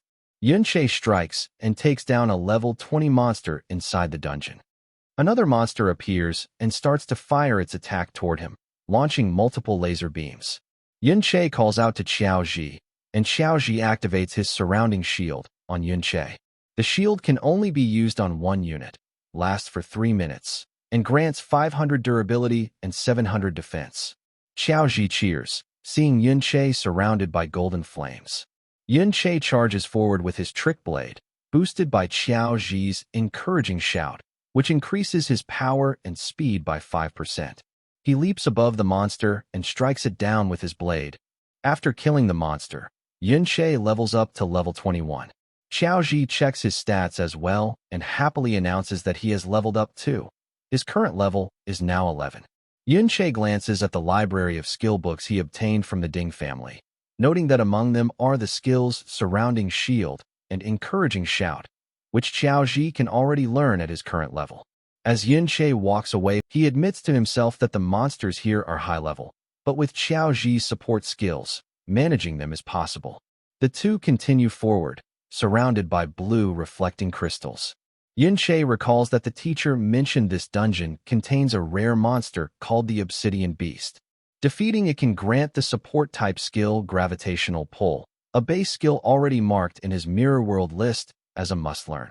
Yun-Che thinks not only about the Obsidian Beast, but also about the undead creatures he might encounter. He wonders where a strong person may have died in this dungeon, believing their soul might still linger, and hopes to find them in higher ground. Suddenly, Yun-Che freezes.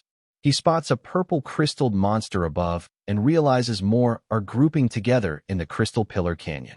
From their cliff vantage point, Yun-Che and Xiao Ji observe these elite-grade radiant stone beasts. Yun-Che is stunned to see them moving together as a group. He notes the monsters have already roamed up to 1 kilometer, far beyond the usual range, and realizes they are wandering type.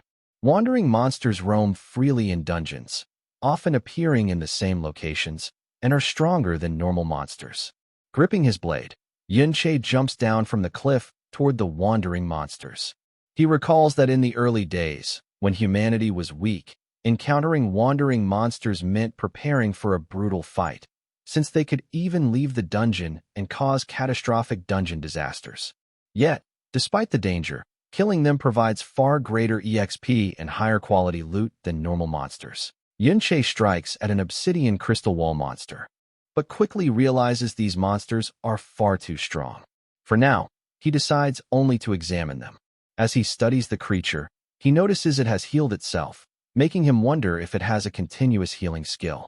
2 more monsters step forward and unleash laser beams. Xiao Ji immediately activates his shield around Yun-Che, but Yun-Che is struck by one of the beams, and he thinks to himself that their attacks are faster and more frequent than before.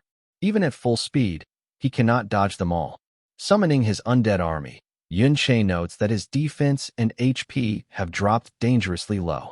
If not for Xiao Ji's surrounding shield, he might have been severely injured.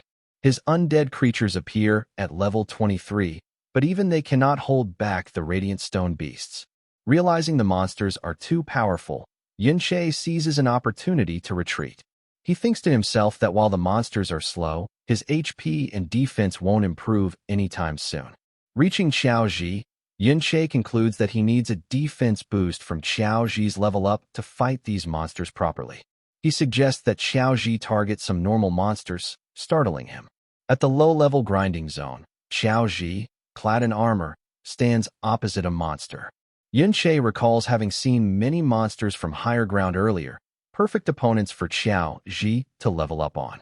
Xiao Ji blocks the monster's strike with his basic shield, while Yun-Che reflects on the importance of shield bearers. They are essential as the first line of defense, allowing other units to attack safely from behind while absorbing the enemy's damage.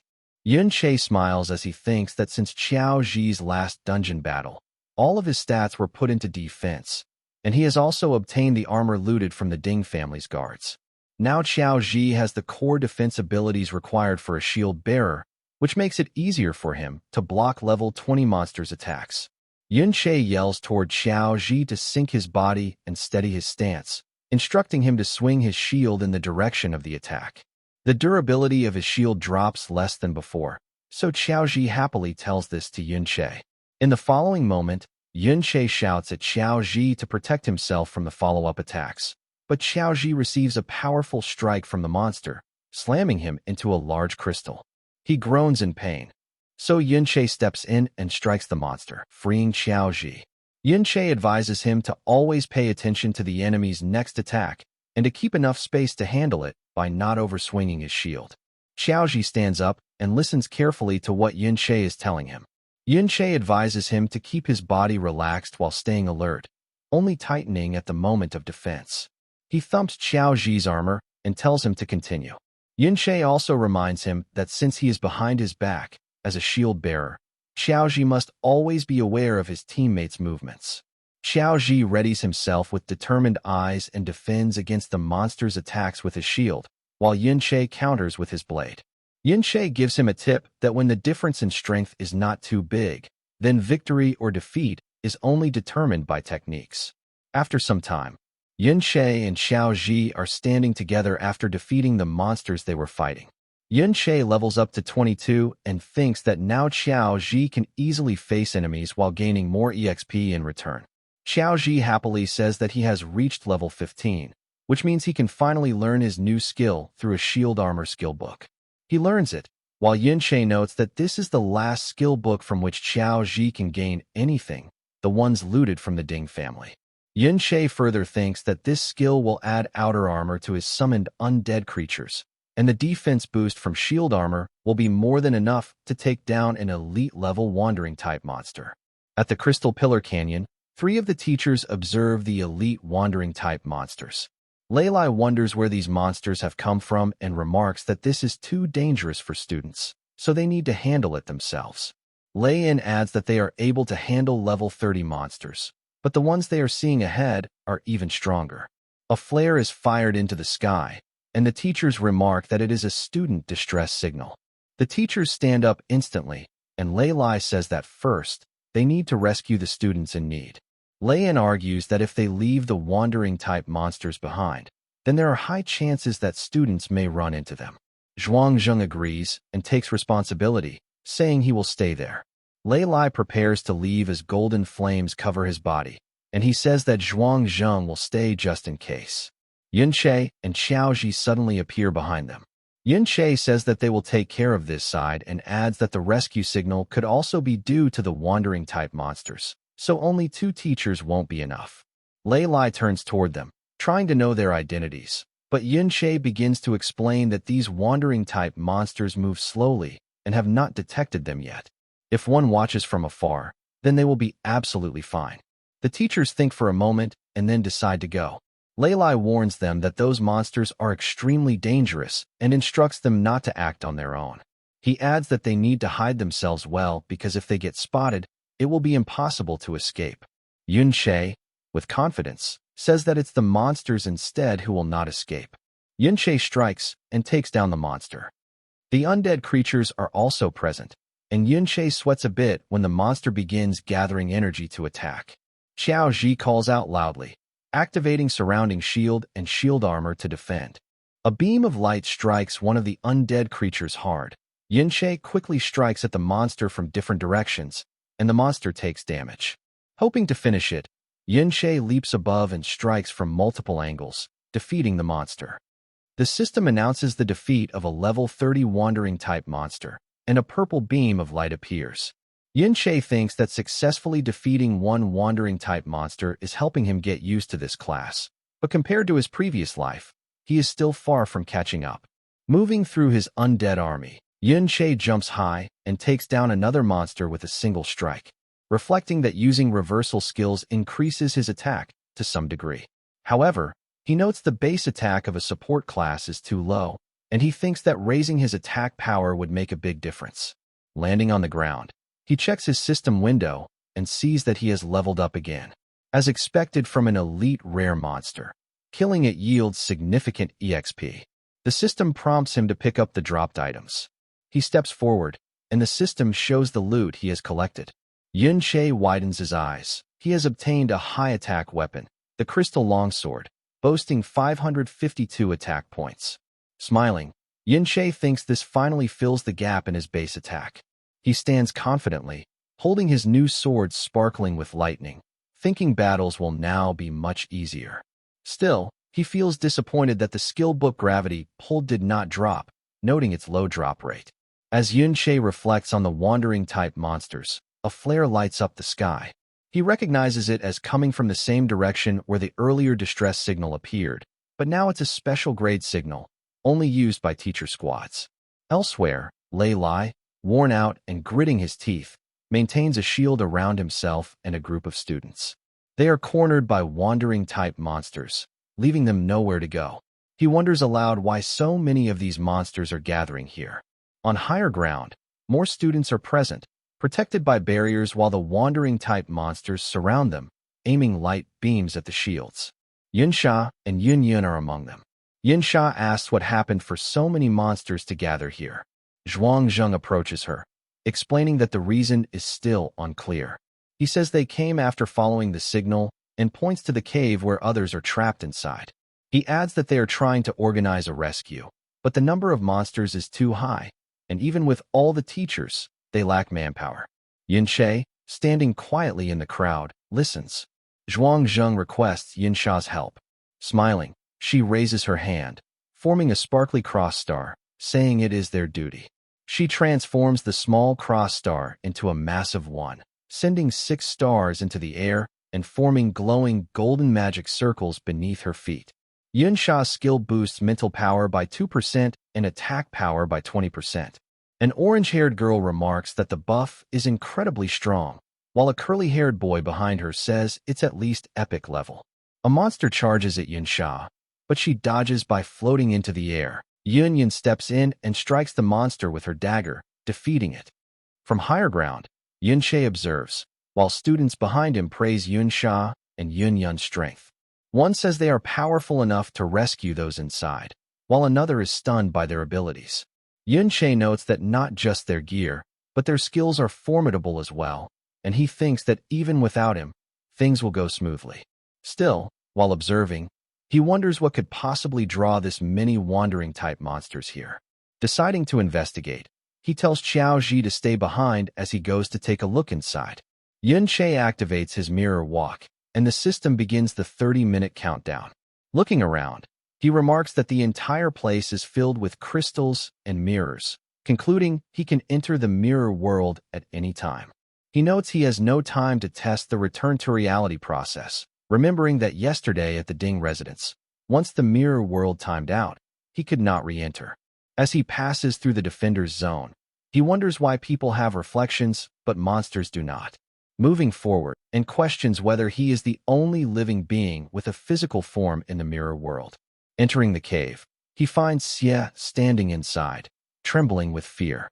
Yinsha walks further into the cave, thinking it looks like they were the ones who triggered the wandering-type monsters to gather here and fire the distress signal. He notes that using the narrow terrain to defend themselves means they won't be in immediate danger. Still, curiosity gnaws at him about what exactly caused the monsters to gather here. Moving deeper, he pauses as he sees something unusual, wondering how something like that could possibly exist here. Yinsha discovers a special crystal ore, realizing this must be the reason why Xie and his group gathered in the cave. He explains to himself that, compared to ordinary crystals from the outside world, dungeons produce materials that cannot be found elsewhere.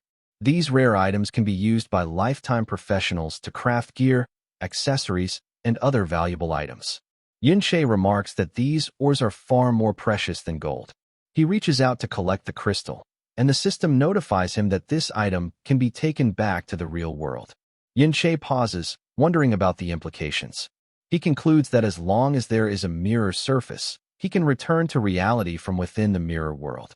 Smiling, he collects the crystal and notes that there are still many things to discover with this skill, so he needs to take his time and research it carefully. As he walks deeper to explore the cave, Yinsha observes that the ore is present in enormous quantities. If all of it were mined at once, it would be enough to turn an ordinary person into a billionaire. Because of its importance, it's clear why so many wandering-type monsters are gathering in this area. Meanwhile, in the real world, Yinsha and Yun continue fighting monsters. One of the students asks if all of their skills are epic tier, marveling at their overwhelming power. Another student whispers that they seem even stronger than the teachers. Yun strikes down a monster right in front of Xie and his companions, saving them. The group, who thought they were about to die, express relief. Yun tells them to stay alert, reminding them that they still need to fight their way out, and that everyone else is already exhausted. Standing behind her, Yinsha says that things have become easier now, but then notices something. At the same time, Xie and his companion freeze in terror. They all see it. They have been surrounded by hundreds, even thousands of monsters. One of the students shouts in panic that all of the wandering types from the entire dungeon have gathered here. Inside the mirror world, Yinsha strikes his way through crystal walls, noting that the place feels like a maze. Suddenly, His eyes widen as he sees a massive, glowing crystal above. He wonders if this could be the dungeon's hidden treasure. Yun-Che explains to himself that if various crystal ores are merely dungeon products, then the crystal core he is now seeing must be the dungeon's one and only hidden treasure. This treasure is the crystallized essence of all rare products within the dungeon. It takes an extremely long time to form and appears only at irregular intervals, so rare that a normal person might never see one in their lifetime. That is why hidden treasures always have special functions. Yun-Che smiles as he obtains the mirror crystal core. Its properties show no level requirement, but it increases stamina and mana recovery rates while reducing light and electric damage. Yun-Che notes with satisfaction that this treasure will boost his base stats and reduce damage taken. Faster stamina recovery will increase his HP limit. Faster mana regeneration will allow him to create more trick blades, and added resistance will help him endure dangerous battles. What excites him most is the 20% light and electric damage reduction, something difficult to achieve even with high-quality gear. On top of that, the crystal core doesn't even occupy an equipment slot. Still, Yun-Che reflects on the strangest part. Crystal ores attract wandering types, so a hidden treasure should naturally summon something far stronger than ordinary wandering types. Deciding to make use of it, he presses the Use button. The system prompts him again, explaining that using or taking the item will consume 10 minutes of mirror walk time. Back in the real world, the students, including Yun-Sha and Yun-Yun, stand frozen in fear as the cave begins to tremble violently. From the depths, an enormous monster emerges. One student whispers in shock, asking if this is the wandering type lord, while another shouts in terror that it's the hidden boss. A wandering lord, a hidden boss, suddenly appears, one that is independent from the dungeon lords. Its strength far surpasses that of any regular lord, and not even the teachers or the strongest students can handle it. The wandering lord launches a devastating attack toward the shielded group of students. One student cries out in disbelief, questioning how such a creature could appear here, since wandering lords only exist in high-level dungeons. Panic spreads as he shouts that if this continues, everyone will die. Yun-Sha takes a deep breath and firmly addresses everyone, telling them to stay calm. She emphasizes that, at this moment, the most important thing is to escape together. Pointing ahead, she explains that there's a canyon leading out of the basin, and if they can reach it, they'll be able to escape safely. Raising her hand, Yun-Sha channels her power, summoning radiant stars that shine above to strengthen her allies. Charge forward, no matter what happens, she commands. Lei steps forward, activating his armor with determination. He vows to get the students out safely. Once his armor fully materializes, he orders the tanks and teachers to take turns leading while he goes ahead first. One of the teachers strikes a monster, while the tanks raise their shields to block incoming attacks, and healers provide support from behind. They keep advancing, punching, blocking, and shielding against waves of monsters. Hold on just a little longer, one teacher shouts. We're almost there. The wandering lord roars fiercely, and all the monsters within the dungeon begin swarming toward the shielded group. A student curses in fear, yelling, "Where are all these monsters coming from?" The wandering lord releases a surge of power, forming a massive magic circle above the smaller monsters. Their stats rise dramatically, and one of them smashes through a tank's shield in a single blow. Their power has increased, a teacher warns. Another cries out that he can't heal fast enough. Moments later, that teacher is struck down and eliminated. A student screams in horror, shouting that one of the teachers is gone. Yun-Sha quickly instructs the shield guards and healers to support each other. Sweat trickles down her face as she realizes that everyone has already exhausted their energy and is barely able to maintain their defenses, and the wandering lord hasn't even made a serious move yet. A cloaked teacher mutters in despair that they can't hold out any longer and will never break through. Panicking, he dashes forward, yelling that it's better to try escaping alone. He rushes straight into the lair of monsters. Lei stops a student from following, warning that the man's stealth skill won't last long. Suddenly, a blinding light flashes. Lei looks up and sees the wandering lord preparing another attack. "Everyone, be careful," he shouts. The wandering lord fires a massive beam that taking down everything ahead. Thick smoke fills the air as the canyon collapses, blocked by falling debris. A curly-haired student murmurs in despair that the wandering lord destroyed the canyon. His body trembles as he admits in hopelessness that there's no escape left. The wandering lord begins gathering energy again for another attack. The same curly-haired student turns pale and whispers, "It's over. It's targeting us now. We can't stop this." At that moment, Yun Sha and Yun Yun leap out from behind the shields, summoning two powerful barriers, Giant Shield and Rock Mountain Shield, both imbued with high-level stats. The Wandering Lord's beam slams against them with explosive force. From behind the shields, Yun Sha yells for everyone to come forward and reinforce the line. "If these shields fall, we're done," she warns. She explains that the shield she's using is a level 70 artifact, extremely durable but too heavy for most to wield, making it difficult to move. She prays it will hold long enough to buy more time. Siam mutters aloud, "How can a school dungeon have a monster like this?" Another student snaps back, blaming him, saying that if not for him, none of them would have come here. Lei Lai strains under the pressure of holding the barrier, wondering if all his effort will be for nothing. He thinks about Yun Che and Xiao Ji, feeling at least a small sense of relief that they didn't come. But as he turns his head, his expression freezes. Xiao Ji is there. Lei Lai's eyes widen in shock as he recalls that Xiao Ji and Yun Che were supposed to stay behind on the other side of the valley. Why did he come here, he mutters.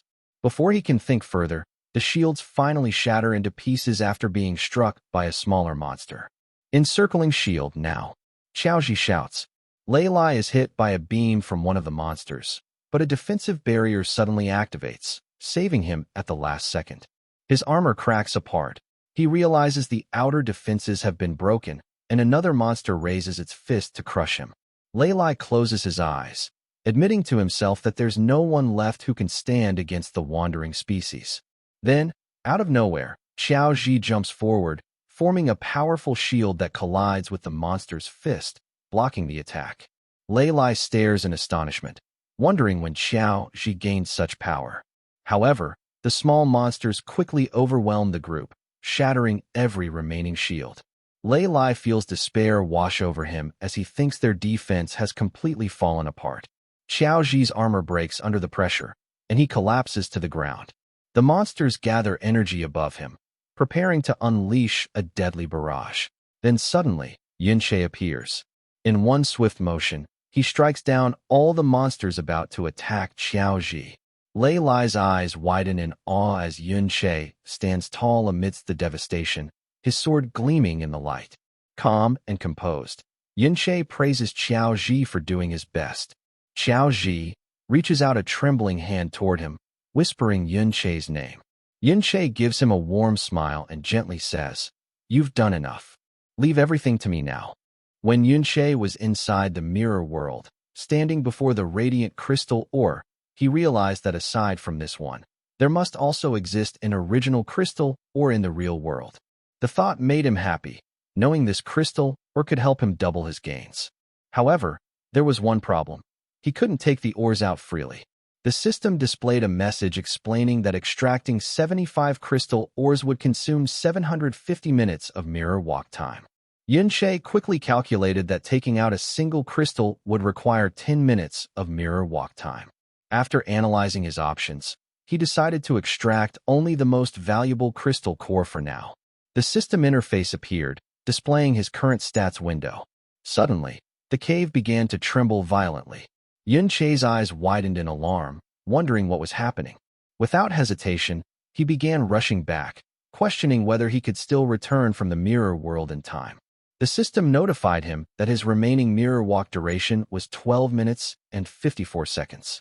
A confident smirk formed on Yun Che's face. As long as the mirror walk timer hadn't expired, he could enter and exit freely. Once the time ran out, the cooldown period would begin. With a burst of speed, he dashed through the cave and exited the mirror world. Upon emerging, he saw a massive herd of monsters gathering outside. He thought to himself that even if they were attracted by the crystal ore, there shouldn't be this many. Raising his gaze, he froze. The wandering lord had appeared. In that instant, he realized the true source of danger. Without hesitation, he rushed toward Xiao Ji and the others. He quickly discovered that he could freely enter and exit the mirror world during combat, allowing him to dodge monster attacks effortlessly. Checking his status, he noted that his level was 24, total magic power 40, and magic recovery speed 2.6 per second, with a core bonus of plus 0.5 times 2. His attack power could rise to 330%. The system interface appeared again, showing that his blade attack boost was 180%, with 8 seconds remaining. Yun-Che evaluated the situation, thinking that while these stats were impressive, the Wandering Lord was far stronger than a domain boss. He would need to reach at least level 30 to face it properly. Switching rapidly between the mirror world and reality, Yun-Che struck down monsters surrounding Xiaoji. Each time he entered the mirror world, then reappeared, his attacks became faster and deadlier. He called out to the others, urging those with support-type abilities to buff him. "Enhance me.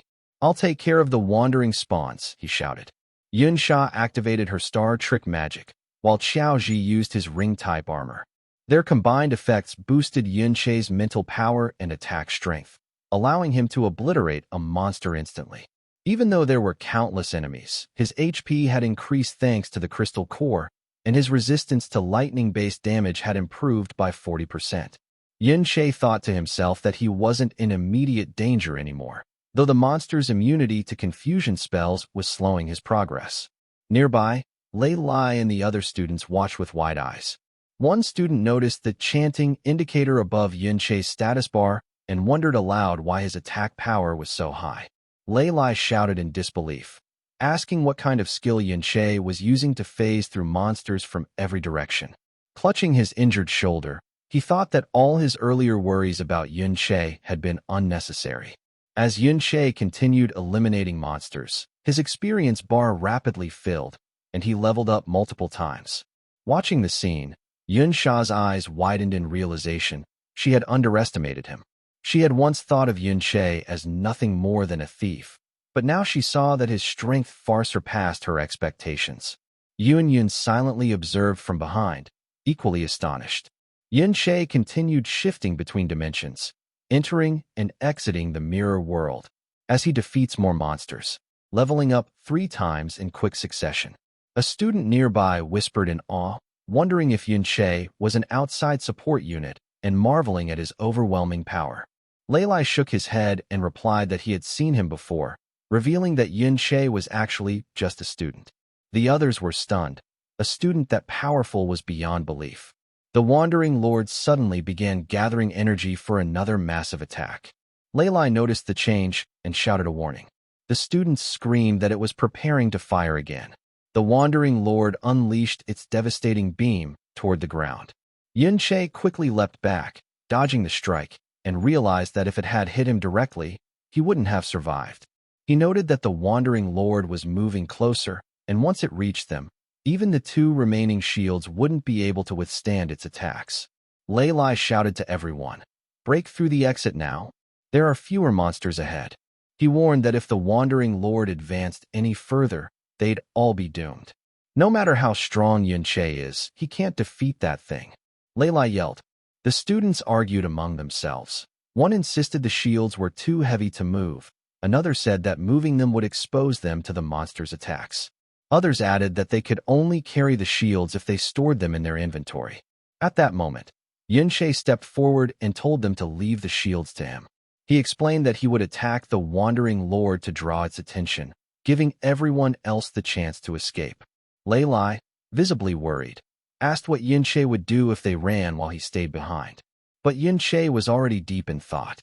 He knew that if they simply escaped, the Wandering Lord would gather more monsters and eventually reach the outside world. He remembered his past experiences, how nearly every great cataclysm had been caused by a Wandering Lord's rampage. Resolute, he turned to Lei Lai and said firmly, "I'll stay behind and finish it." The system window appeared again, displaying blade attack boost, 7 seconds remaining and mirror world duration, 5 minutes and 41 seconds. Teachers and students are sprinting to escape. Lei Lai yells out, urging everyone to hurry, warning that they don't have much time left. He shouts that even though Yun-Che is incredibly strong, Facing so many monsters along with the Wandering Lord will eventually drain his stamina. He explains that if everyone escapes quickly, Yun-Che will have a chance to retreat as well. Another teacher runs up beside him, asking anxiously if Yun-Che really said he would eliminate the Wandering Lord. Lei Lai shakes his head and replies that Yun-Che only said that to ease their fears. He reminds the teacher that Yun-Che is up against the Wandering Lord, something no ordinary person can face alone. Meanwhile, Xiao Ji, while running, feels a heavy sense of guilt. He berates himself for being useless, regretting that he can't do anything to help. He silently hopes Yun-Che doesn't get into trouble.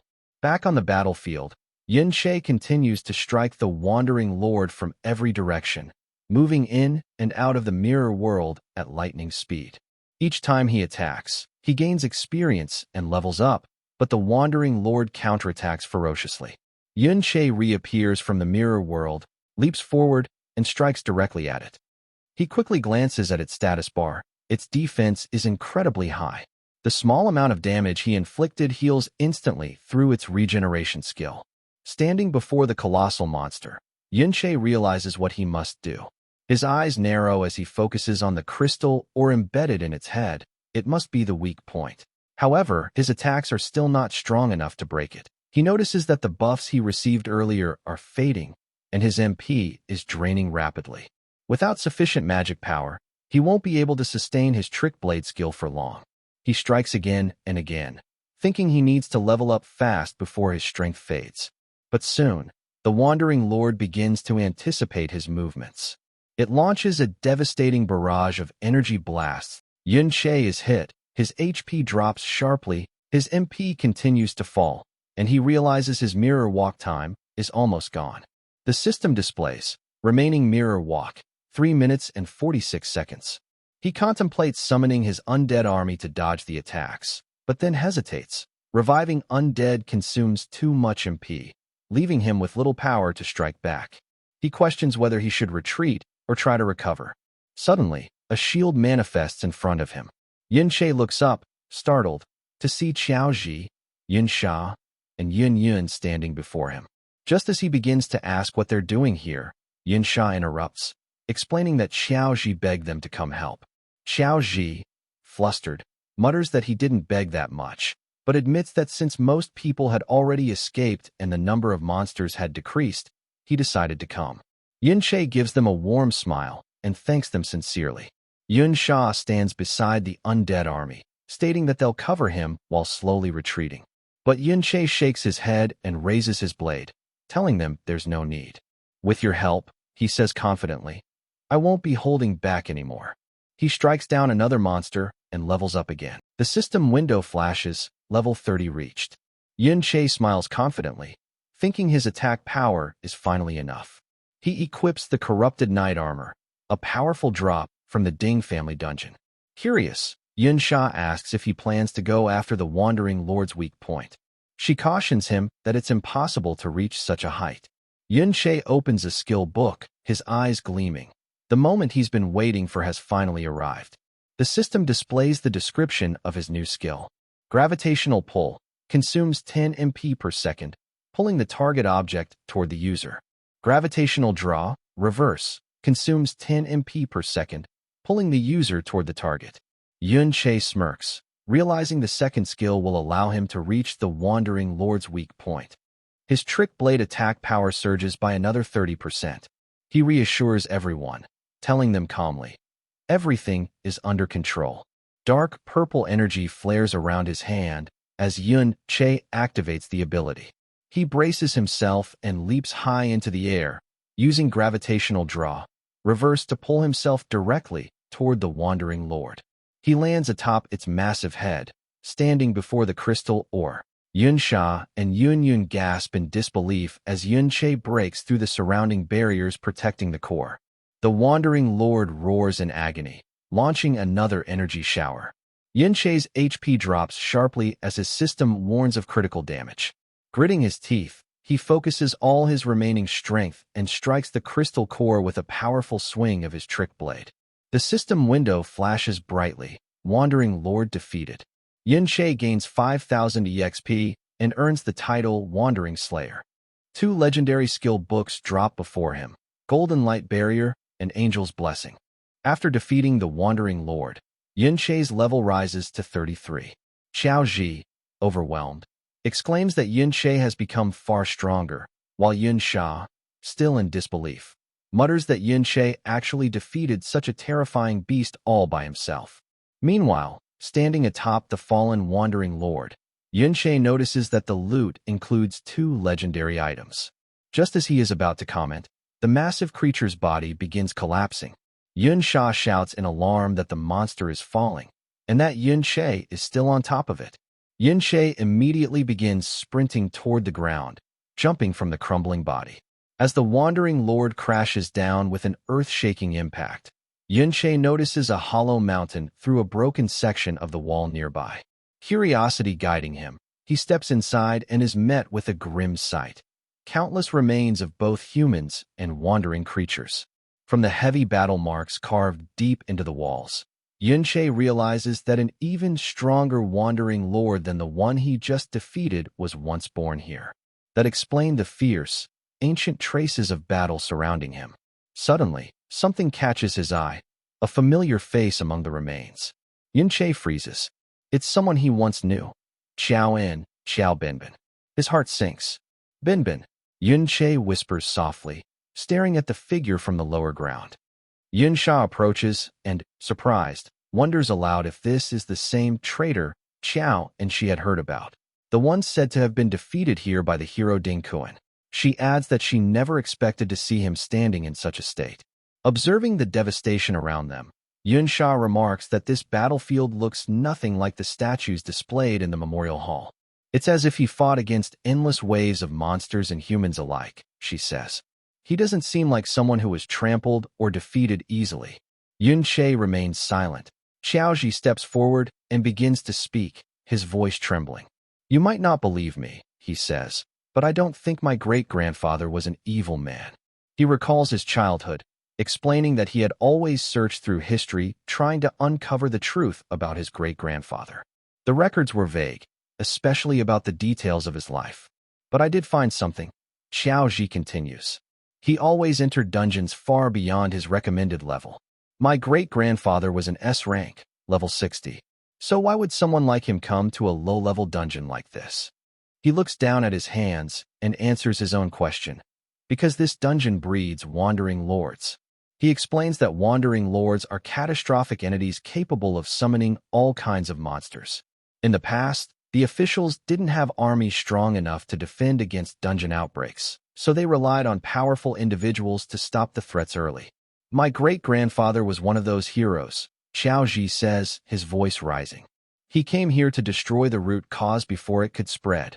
Yun Che, Yun Sha, and Yun Yun stand silently, listening to every word. Xiao Ji lowers his head. You probably think I'm imagining things, he murmurs. Even my own family doesn't believe me. That's why I never speak about it. Yun Che gently places a hand on his shoulder and gives a warm smile. I believe you, he says. Yun Sha and Yun Yun glance at Yun Che in surprise. Xiao Ji's eyes glimmer with emotion as Yun Che's words sink in. Yun Che smiles softly and thinks to himself that Binbin was never the kind of person history made him out to be. His memories drift back to the past, back to Binbin's youth. He remembers the boy's confidence as he once declared that he didn't need Yun Che as a master. Binbin had jokingly vowed to surpass him and make him retire. There was a time when Binbin, during a battle with monsters, screamed for help from his master. After being saved, he would stubbornly complain about being rescued and make excuses every time. When he was caught limping from an injury, he would laugh it off, saying he was just the type who secretly works hard to surprise everyone later. Before heading into a dangerous dungeon, he had brushed it off as not life-threatening. When asked why he chose the Sword Guard class, a seemingly weaker advancement from Shield Bearer, he had confidently replied that no other shield-type class could keep up with him, since he invested all his points into strength and speed. In the end, Binbin's life was lost here, fighting hordes of wandering monsters. He had faced too many to overcome, saving others simply as a byproduct of his final stand. Yun Che lowers his head and silently calls his name in his thoughts. Binbin, I'll take revenge against the Ding family for you. Later, at the Ding estate, Ding Ji's expression hardens as he asks, "Is it true?" Ding Su firmly replies that it is. "If you don't believe me," he says, "ask the teachers." Yin Che's power is real. He explains that he was stopped at the dungeon entrance because of the level restriction. When the group finally returned, everyone was talking about the fall of the Wandering Lord. People were saying someone had defeated it. Ding Su continues. Everyone was praising Yin Che's performance. When one student mentioned his name, they all began wondering about his true identity. At that moment, Ding Su had been left speechless. Now, within the Great Hall, every head of the Ding family sits in stunned silence. Ding Blonde rises abruptly and orders the family guards to accompany him into the dungeon immediately. As he recalls Ding Su's words about Qiao family members being there, his eyes narrow coldly.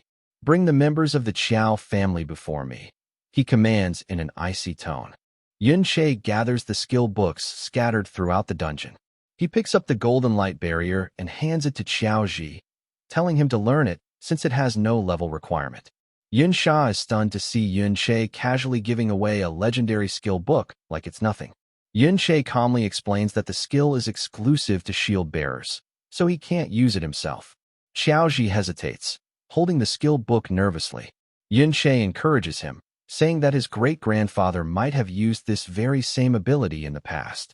Yin Sha smirks and remarks that Yin Che certainly doesn't lack powerful skills. She admits that even though her own abilities are high level, she still falls far behind him, whether it's his mysterious vanishing skill or his ability to summon undead creatures. Yin Che freezes for a moment at her words. Internally, he notes that his undead summons are formed from souls, and there are others, restless spirits, that exist within the mirror world as well. Feeling uneasy, he activates his mirror walk skill and steps into the mirror world. A system window appears. Skill refreshed, mirror world time remaining, 29 minutes and 59 seconds. Yin Che exhales and wonders if he can safely use the ability here. As he looks toward the statue of Binbin, it suddenly begins to glow faintly. Yin Che murmurs Binbin's name. Meanwhile, in the real world, Yin Yun reminds Yun Sha that they should return soon. She still has her audience ceremony to attend. Yin Sha sighs, realizing they've been trapped inside the dungeon for far too long. "Thinking about that ceremony is going to be interesting," she says dryly. Xiaoji approaches and asks where Yin Che is. Yin Sha replies that he's been gone for quite some time and hasn't returned yet. Inside the mirror world, Yin Che slowly approaches the statue of Binbin, quietly repeating his name. "Binbin, I never thought we'd meet again," he says softly. "There are so many things I wanted to tell you." A dark purple aura begins to surround the statue, and suddenly, Binbin's stone form lets out a deep, echoing roar. Yin Che feels a pang of sadness. "It's a pity," he murmurs. "You can't even respond anymore." But before he can take another step, the purple energy surges toward him. The statue's eyes ignite with a violet glow, locked directly on Yin Che.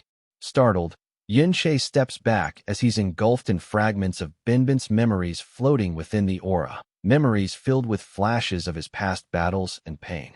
In one memory, Yin Che sees Ding Kuan striking Binbin from behind. Why does Ding Kuan's stance look so familiar? Yin Che wonders to himself. Moments later, the memory shatters like glass, scattering across the mirror world. Yin Che whispers Binbin's name again, his expression filled with sorrow. But before he can recover, the undead Binbin lunges toward him, sword in hand. Yin Che raises his blade just in time to parry the attack, attempting to speak. But the undead version of Binbin continues swinging relentlessly, his strikes driven purely by instinct. He considers retreating, but a system alert flashes before his eyes. Unable to exit. Current area of mirror world is restricted. Yin Che stares at the message in shock, realizing he can't leave. With a resigned sigh, he mutters, "So be it, there's no choice but to fight." Back in the real world, Xiao Ji's eyes widen as he spots Ding Su and Ding Gu approaching, accompanied by a squad of armed guards. Ding Gu smirks and asks where Yin Che is, wondering aloud if he noticed them coming and ran away. With a mocking tone, he adds, "Without Yin Che, the fun's only half as good." Xiao Ji, trembling, mutters Ding Ji's name and nervously looks toward the ground. Sweat forms on his forehead as he asks why they're here, wondering aloud if they've come for training too. Dinga loosens his tie and laughs coldly. Stop pretending, he says. Were you sneaking into my house with Yunche to steal something? Xiaoji immediately denies it, but Ding Su leans closer and says in a low voice, Do you really think I wouldn't recognize your voice? Xiaoji freezes, panic written all over his face, as Ding Gu raises his hand dismissively. It doesn't matter, he says with a cruel grin. I've brought you a little gift. The Ding family heads and their guards smirk as they bring forward Xiaoji's captured family members. Xiaoji's eyes widen in disbelief as he sees his grandparents, uncle, aunt, and his mother standing before him. His grandfather furiously orders him to kneel. He commands Xiaoji to apologize to the hero family and to the young master, Ding Su. Xiaoji mutters that he doesn't want to do it anymore. His grandfather glares at him and reminds him how he was raised since childhood, to always act submissive before the Ding family. He shouts again, demanding him to kneel. Finally, Xiaoji snaps. He shouts back, asking if his grandfather truly intends for the Qiao family to remain as the Ding family's servants forever. His words make everyone in the Qiao family freeze in fear. They begin to sweat nervously. His uncle drops to his knees, shouting that they should obey and admitting that, as descendants of a so-called traitor, being treated like servants is already more than they deserve. Xiaoji's aunt trembles and pleads with him, asking if he wants the entire family to be killed. She reminds him to think about his father. Xiaoji's aunt continues, saying that he should remember how much his mother has suffered, trying to hold the family together after his father lost his sanity. Xiaoji stands in silence for a moment. After a deep breath, he looks up and murmurs, telling everyone to look behind them at the statue of Benben. He explains that his great-grandfather entered this dungeon to prevent a catastrophe before it began. He adds that countless monsters attacked him at once, and he sacrificed himself to stop them. He continues confidently, saying that he has spent years collecting information about his great-grandfather but lacked solid proof, until now. Narrowing his eyes, he clenches his fists and declares that the evidence is standing right before them. He asserts that his great-grandfather was never a traitor and that the truth is completely different from the lies they were told. The Qiao family listens in silence as Xiaoji raises his voice, shouting that once their ancestor's name is cleared, they will no longer have to live as servants. He grits his teeth and declares that the Ding family has no right to treat them this way. With fiery determination in his eyes, he yells that his grandfather's family, his uncle-in-law, and his second uncle's family should never have died because of the Ding family's cruelty. Ding Gu bursts into laughter, clutching his head. He calls Xiaoji's words childish, saying mockingly that this is exactly how things should be.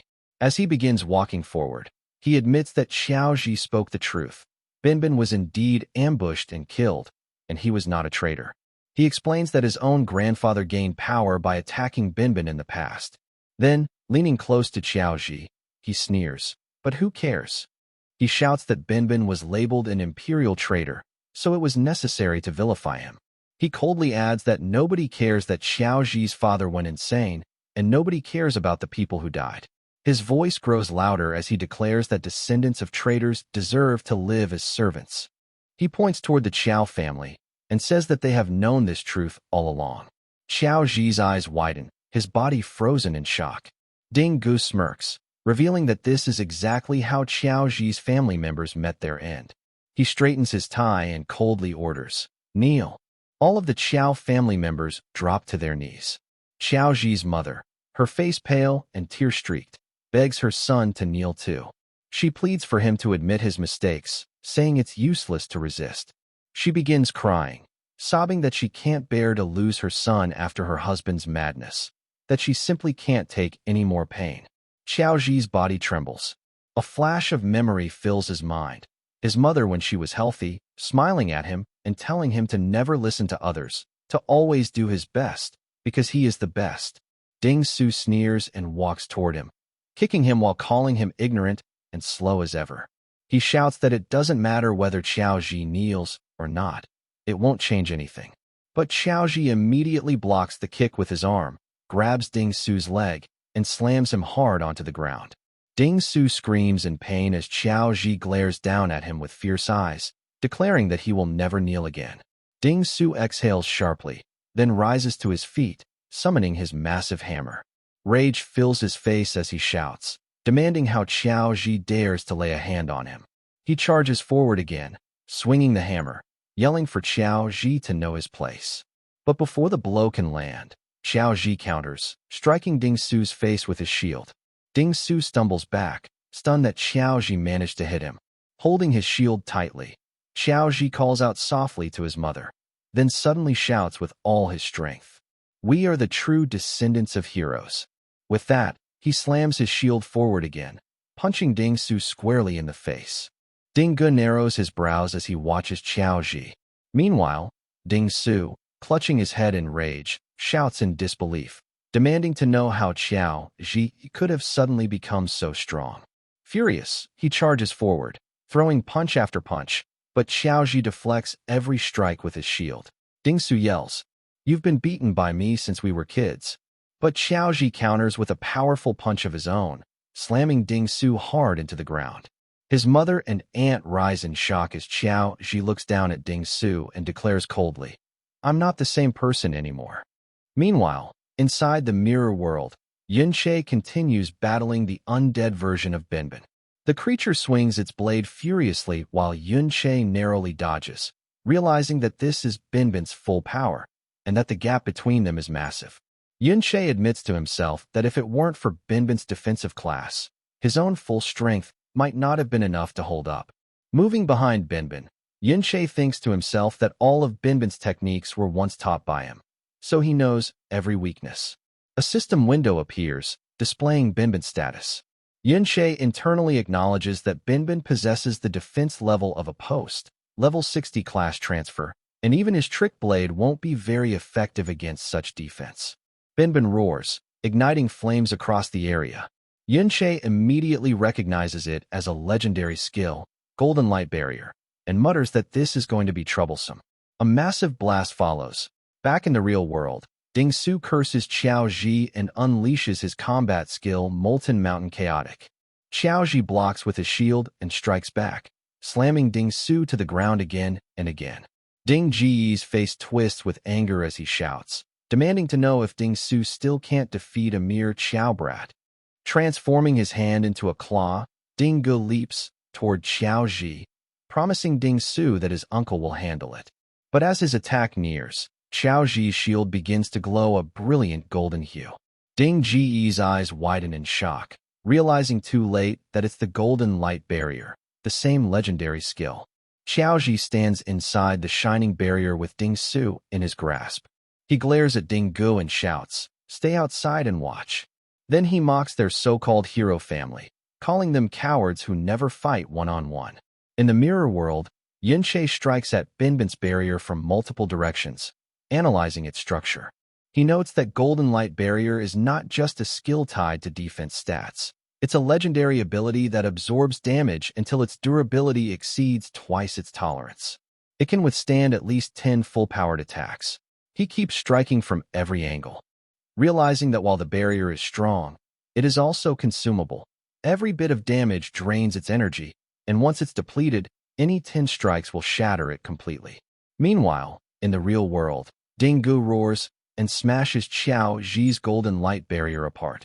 He laughs mockingly, ridiculing Qiao Ji for using such a skill and even insulting Binbin. Even when he used it, Ding Ge sneers. He didn't matter.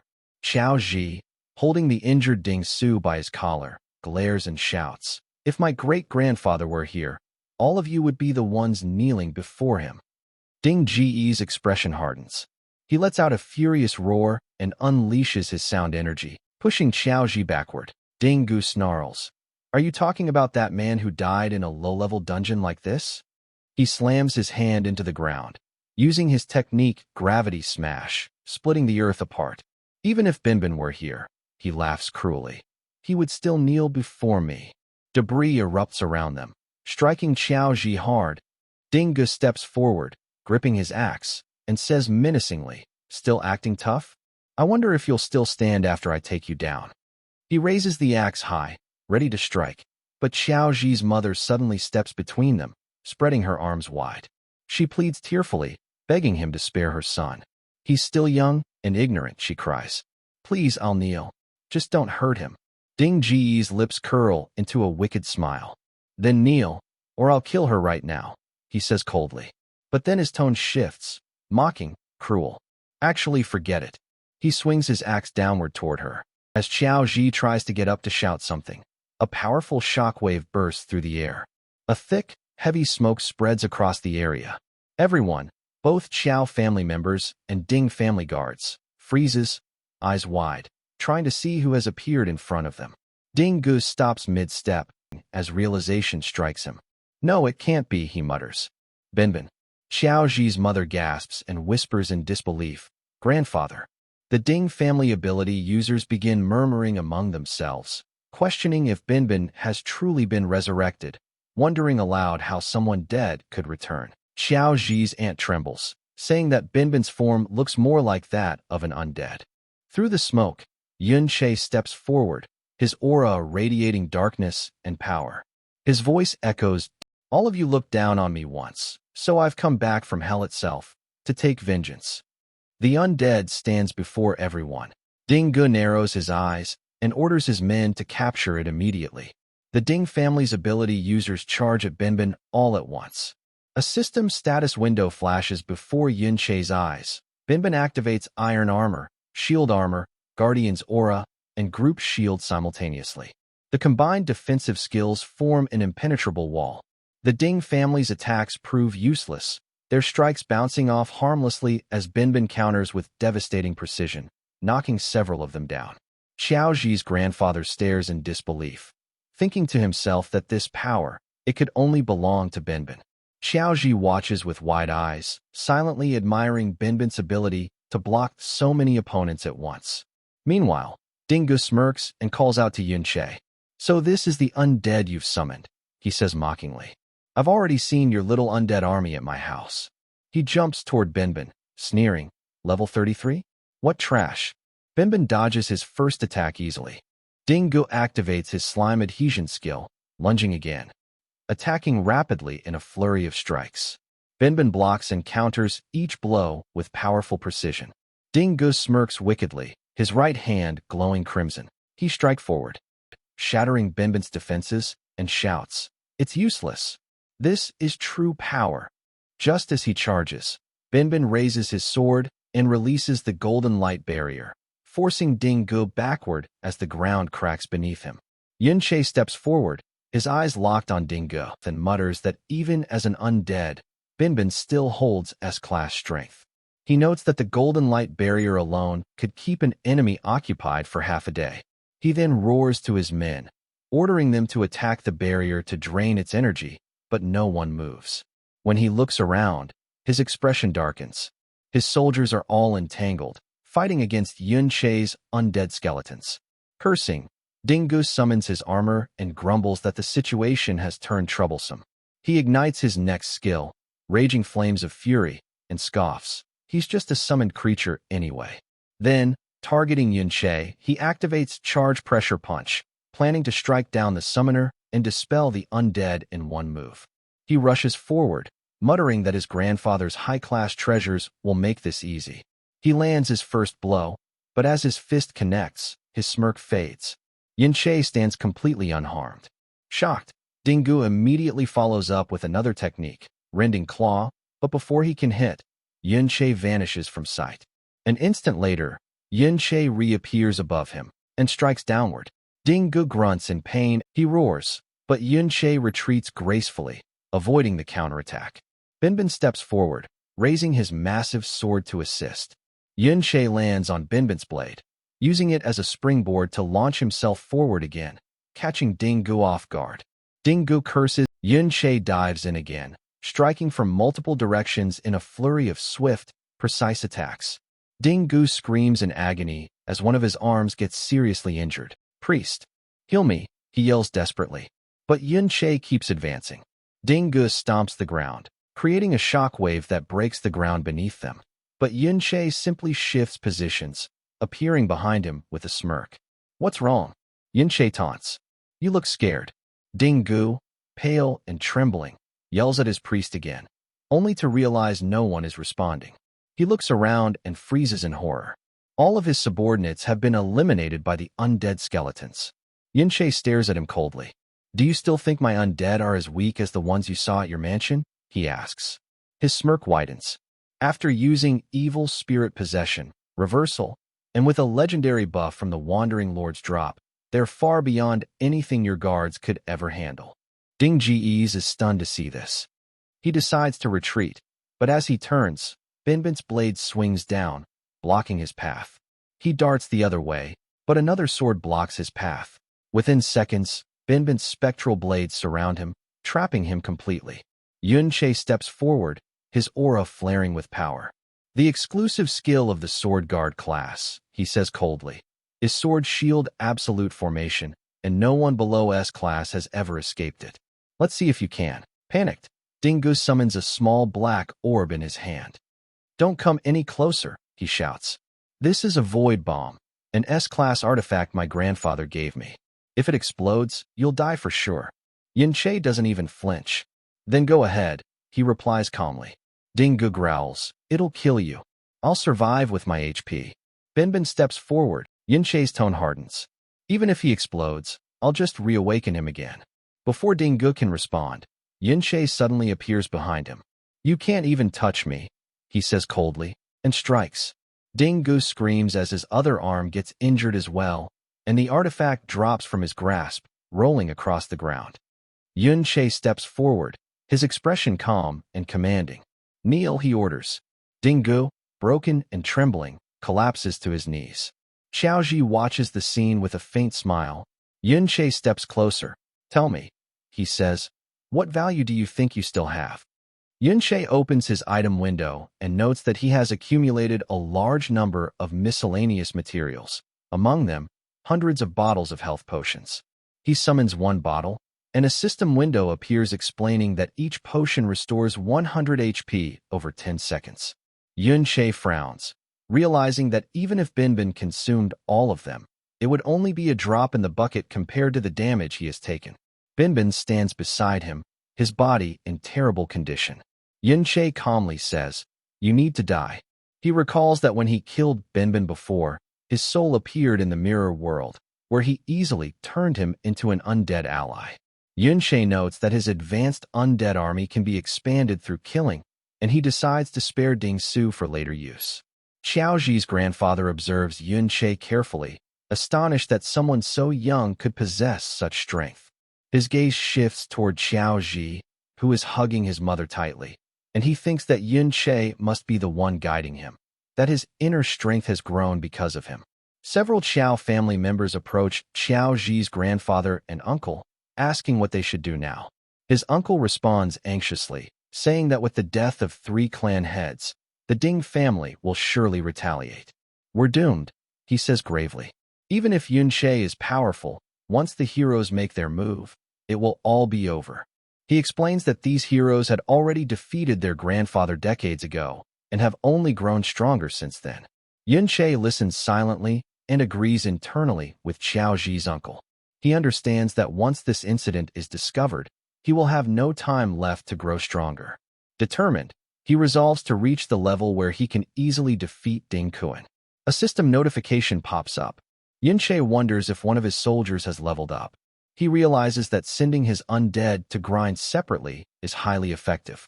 With their current levels and upgraded gear, he thinks proudly that his army could walk sideways through this region without fear. However, he admits that this dungeon no longer provides enough experience to sustain his fast growth. This, he thinks, is another reason for sending his undead out to find the dungeon lord. He explains to himself that unlike a wandering lord, the dungeon lord serves as the true core of each dungeon. Once it is defeated, the entire dungeon collapses and vanishes. He recalls that the entrance to this dungeon is guarded by his teacher, and that when Ding Gu brought the Qiao family here, all the teachers must have seen them. If the Qiao family were to leave now, suspicion would arise immediately. Therefore, the only way to allow them to escape unnoticed is by completely clearing the dungeon and making it disappear amidst the chaos. Through this method, the Ding family won't be able to confirm Ding Ji's death, buying Yunche valuable time. Moments later, his undead army defeats the dungeon lord.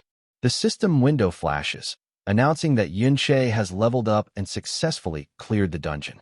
The dungeon begins to crumble and vanish. Xiaoji's uncle stares in shock. The dungeon, it's disappearing, he exclaims. Yunche turns to them and says, I've taken down the dungeon lord. The collapse will cause enough chaos that the Ding family won't immediately notice Ding Ji's death. Use this chance, escape now. You'll be safe for a while. He then instructs them firmly. If the Ding family pursues you later, hand over any of their members directly to me. Yunche recalls his undead soldiers and checks the Mirror World status window. He notices that to upgrade Mirror World to level 3, he must defeat more dungeon lords. The previous upgrade had already provided a tremendous boost. Another would push him even closer to closing the gap between himself and Ding Kun. At the entrance of a wealthy man's private dungeon, a guard hesitates and mutters to his comrade, Do we really need to take this seriously? Who would dare trespass into a private dungeon?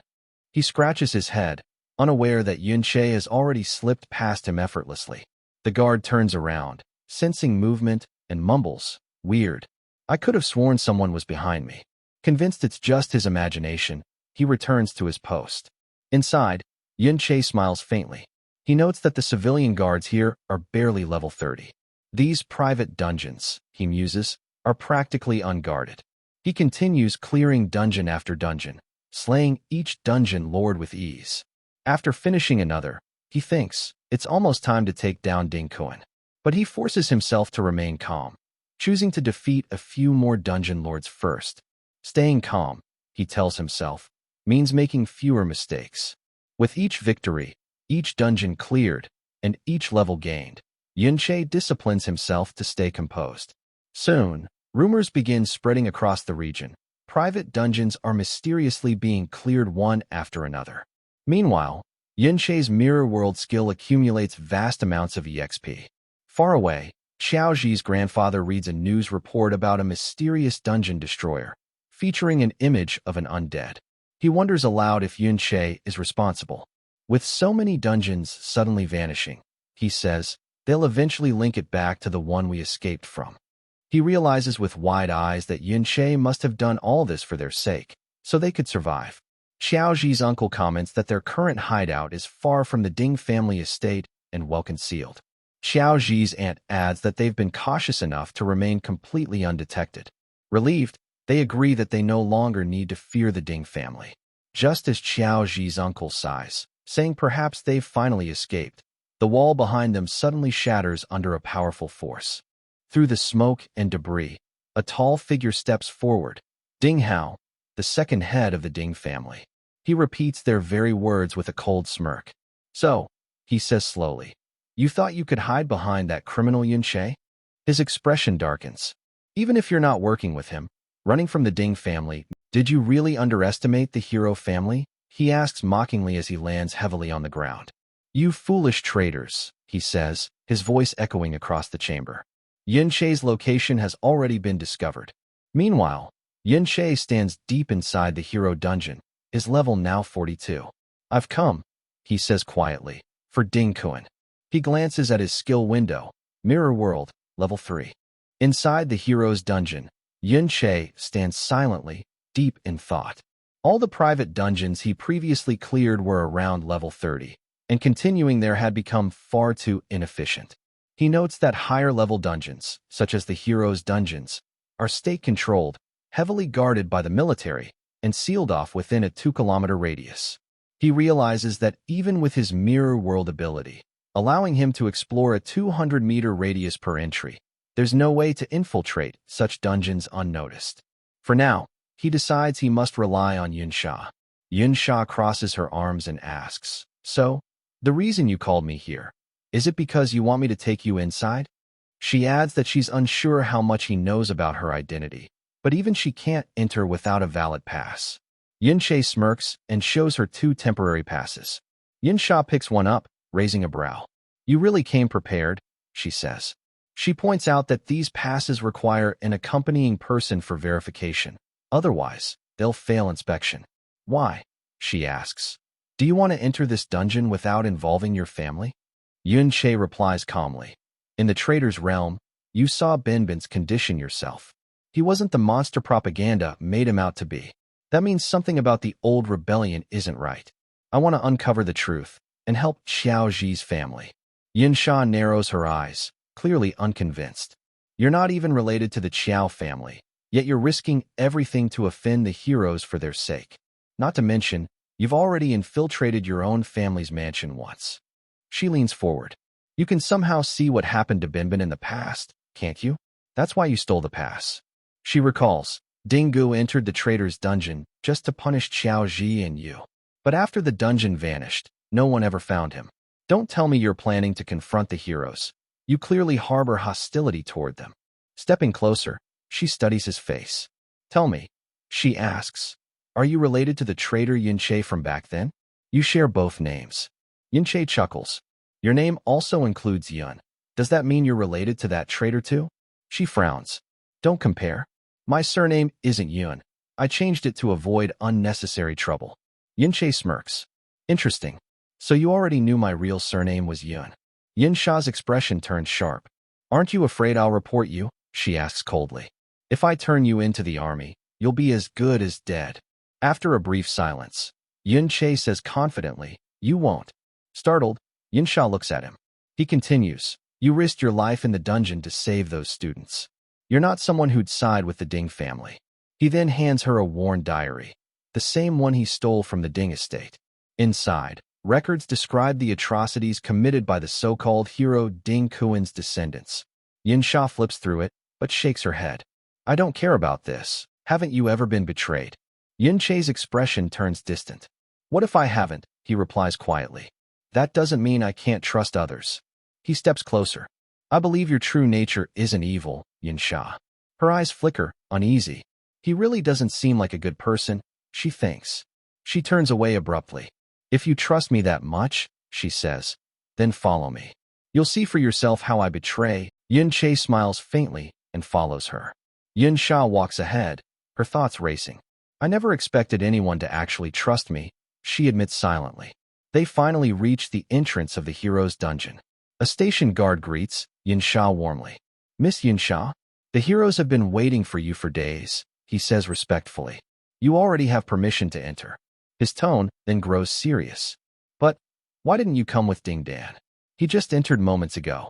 And is that hooded person your guard? He continues, Ding Dan warned us to be cautious. The family reported that their temporary pass was stolen. Yinsha raises an eyebrow. Are you interrogating me now? The guard quickly waves his hands. No, ma'am. It's just that the security bureau warned us. The criminal raiding dungeons may be headed here.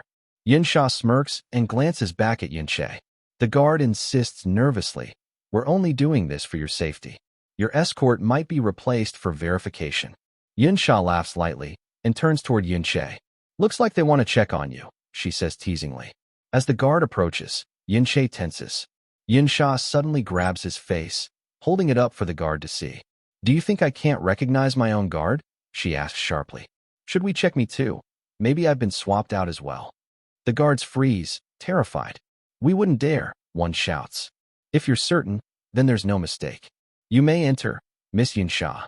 With that, Yinsha and Yunche pass through the gates and enter the dungeon. As they walk, Yunche thinks to himself that Yinsha's status is far higher than he expected. I brought you in because you trusted me, she says. Whatever you plan to do inside, I don't care. But don't expect my help beyond this. Yunche nods. Thank you, he says sincerely, summoning an undead wrapped in a dark cloak. Take this with you when you leave. It'll protect you and keep suspicion off you. Yinsha glances at the creature, sighs, and mutters. At least you've got some conscience. As she leaves, Yunche steps deeper into the dungeon. Activating his ability, he enters the mirror world once more. A faint smile crosses his face. Finally, he murmurs, I can use the new ability unlocked when Mirror World reached level 3. Yunche notices that his Mirror World has reached level 3, and he sees that all the monsters have stopped moving the moment he stepped inside. Yunche thinks to himself that he can now copy Secret Realm monsters from the real world, and from this point onward, he can freely explore and discover new creatures within the mirror world without worrying about being exposed or monitored. Even more importantly, he realizes that the undead he leaves inside can continue to grow stronger for him, even after he exits the realm. Yunche then considers the idea of building a city inside the secret realm so he can investigate it more thoroughly over time. According to the Ding family's diary, this is the location where Ding Kuan is said to be. Yunche knows far too little about Ding Kuan, only that he reached S rank decades ago and has not shown his true strength publicly since then.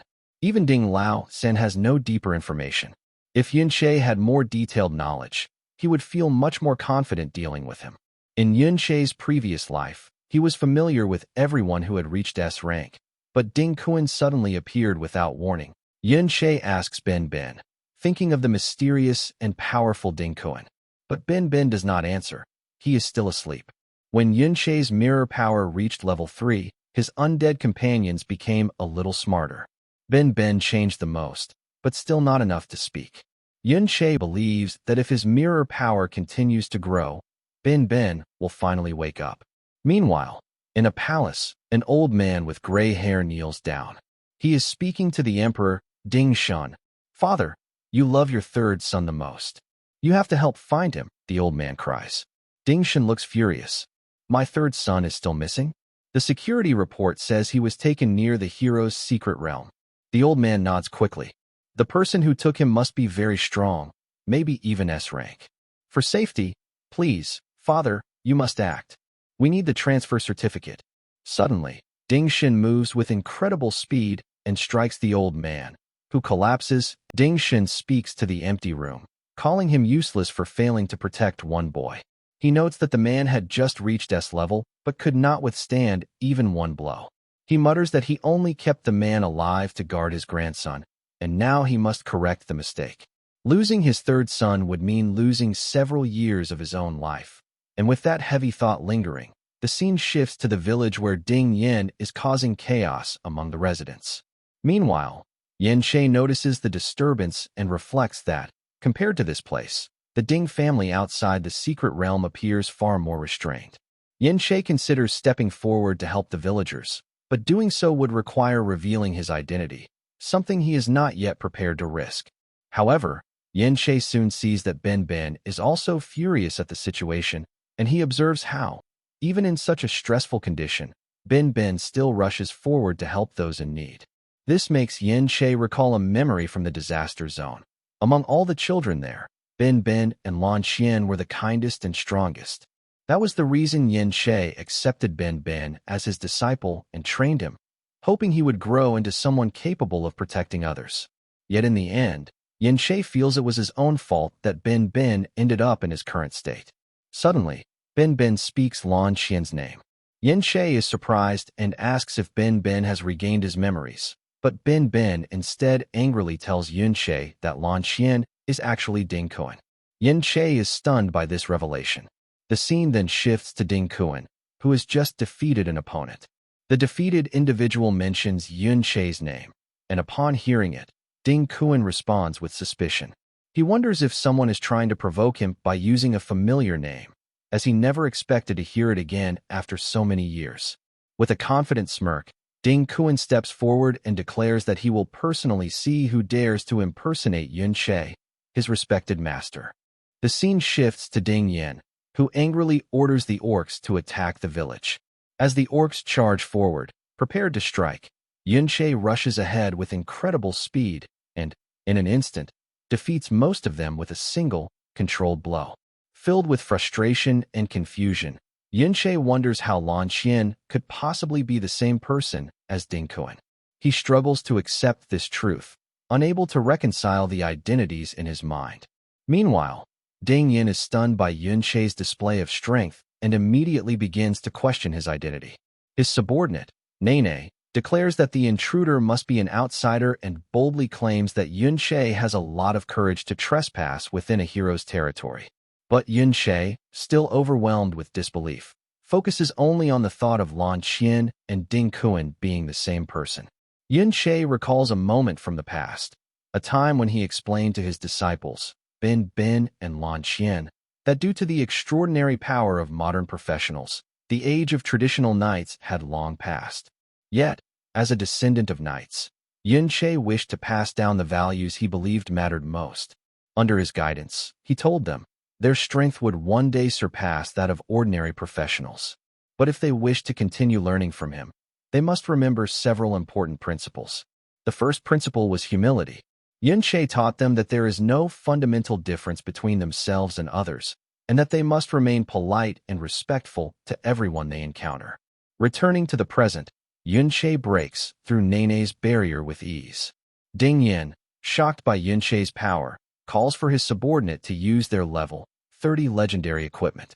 With great confidence, Ding Yin declares he will show Yun-Che what the strength of a higher-level opponent truly feels like.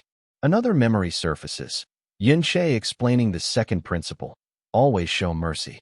Treat the weak with kindness, protect those who cannot defend themselves, and approach wrongdoing with compassion rather than cruelty. Back in the present, Yun-Che quickly appears in front of Ding Yin and strikes him, only to discover it was an illusion. Multiple copies of Ding Yin suddenly fill the area, and Ding Yin mocks him, claiming that if Yun-Che enjoyed defeating illusions, there were plenty more waiting for him.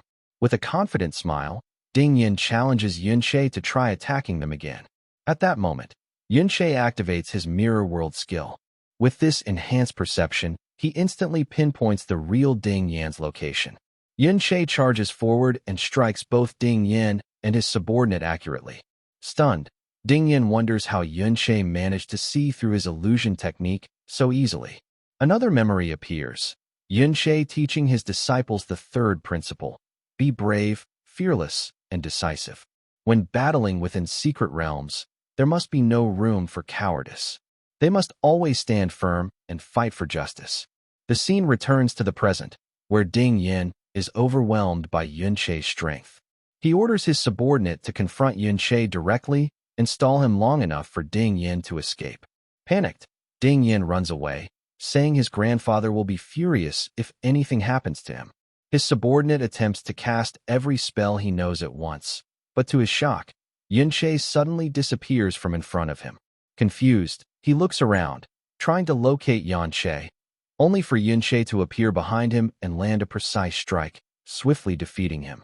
Bin Bin then captures Ding Yin and brings him before Yun-Che. Ding Yin shouts desperately, demanding that Bin Bin release him, claiming he is the grandson of a hero and warning that there will be consequences if anything happens to him. Yun-Che recalls the fourth principle: always be honest. With steady determination, Yun-Che then subdues Ding Yin and his subordinate.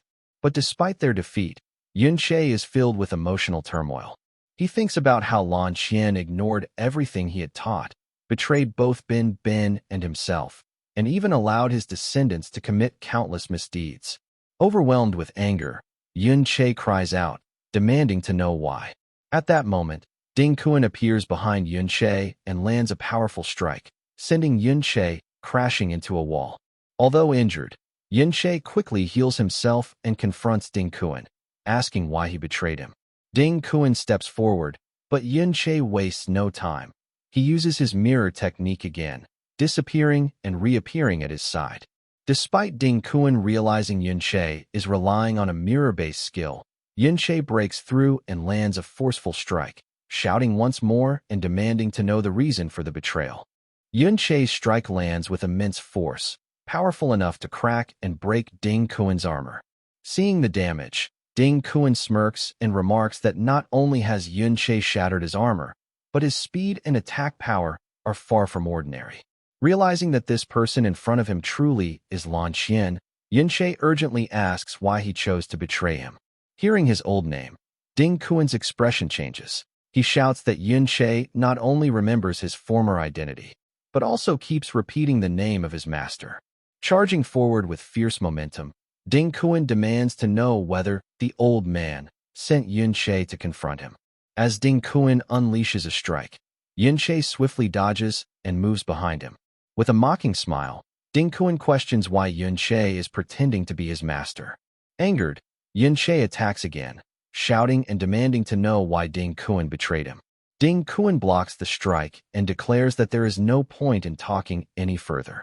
He prepares another powerful attack, but before his blow can land, Bin Bin steps forward, using his sword and shield technique to block it effortlessly. Furious, Bin Bin charges at Ding Kuan, yet Ding Kuan overpowers him and knocks him to the ground.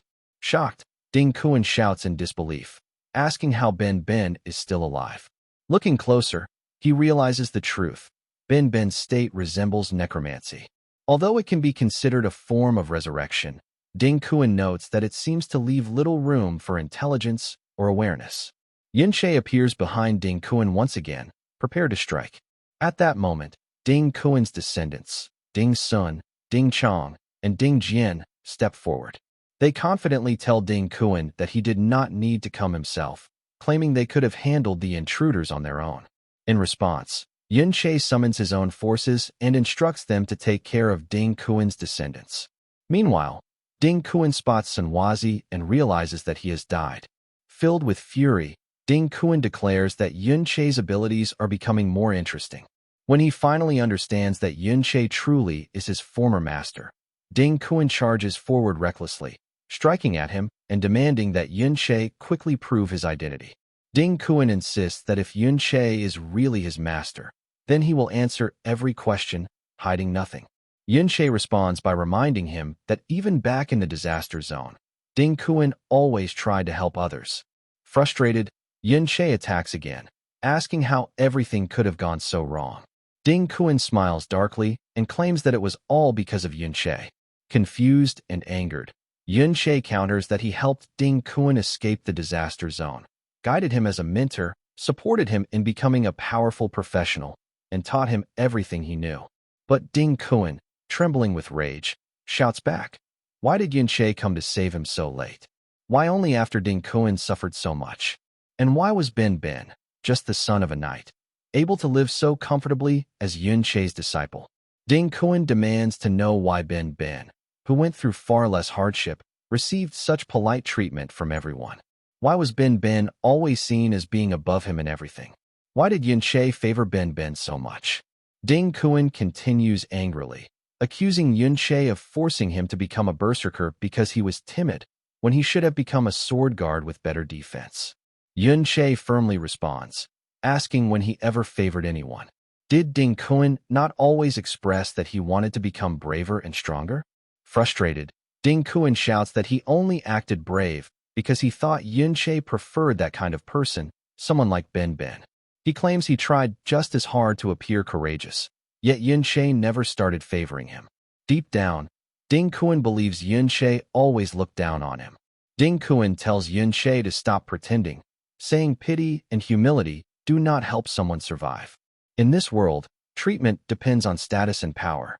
He insists he is not like Ben Ben, who, in his eyes, was influenced by Yunche's values and wasted precious time that could have been used to gain levels or save people. And if Yunche calls this betrayal, Ding Kuan responds that Yunche can choose Ben Ben, just as Ding Kuan is free to choose others. He adds that Luo Wei, Yunche's sworn brother, offered him greater power and higher status. Ding Kuan challenges Yunche to compare the lives of Ben Ben's descendants with his own, and to compare Yunche's current position with Luo Wei's.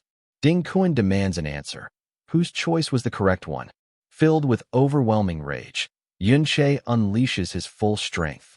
He attacks from multiple directions using his mirror world technique, and once again he breaks through Ding Kuan's armor. With fierce determination, Yunche declares that Ding Kuan is nothing compared to Ben Ben. Hearing Yunche's words, Ding Kuan activates his berserker skill. His attack power surges to an incredible 300%, and his speed increases to 200%. The lower his health falls, the more his power and speed rise exponentially.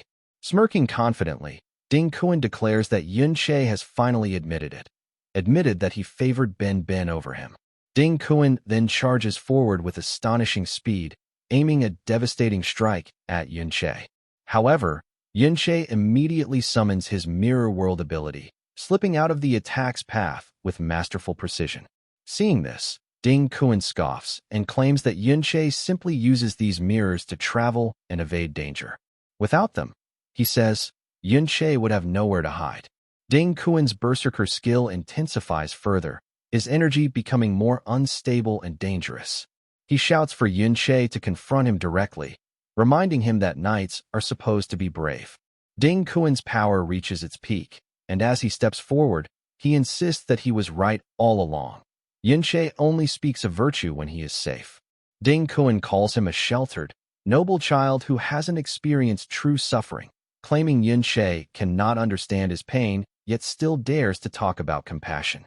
When Ding Kun strikes again, Yunshe barely manages to dodge. Ding Kun mocks him, saying Yunshe is indulging in self-deception, thinking friends and disciples will always support him, calling such faith laughably naive. With a sudden burst of speed, Ding Kun lands a heavy blow on Yunshe, sending him crashing into a wall. The impact leaves Yunshe severely injured. As Yunshe forces himself to stand, Ding Kun tells him to look at his own condition. This is what Yunshe is without his mirrors. He steps closer and states that he will not attack for now, because Yunshe can barely survive under the constant strain of Ding Kun's berserker aura. Frustrated, Yunshe strikes at him, but Ding Kun blocks effortlessly, commenting that Yunshe never used to be this weak. With a chilling smile, Ding Kun explains that this is the price Yunshe pays for being naive. He even tells Yunshe he should feel grateful, because betrayal is what forces a person to grow.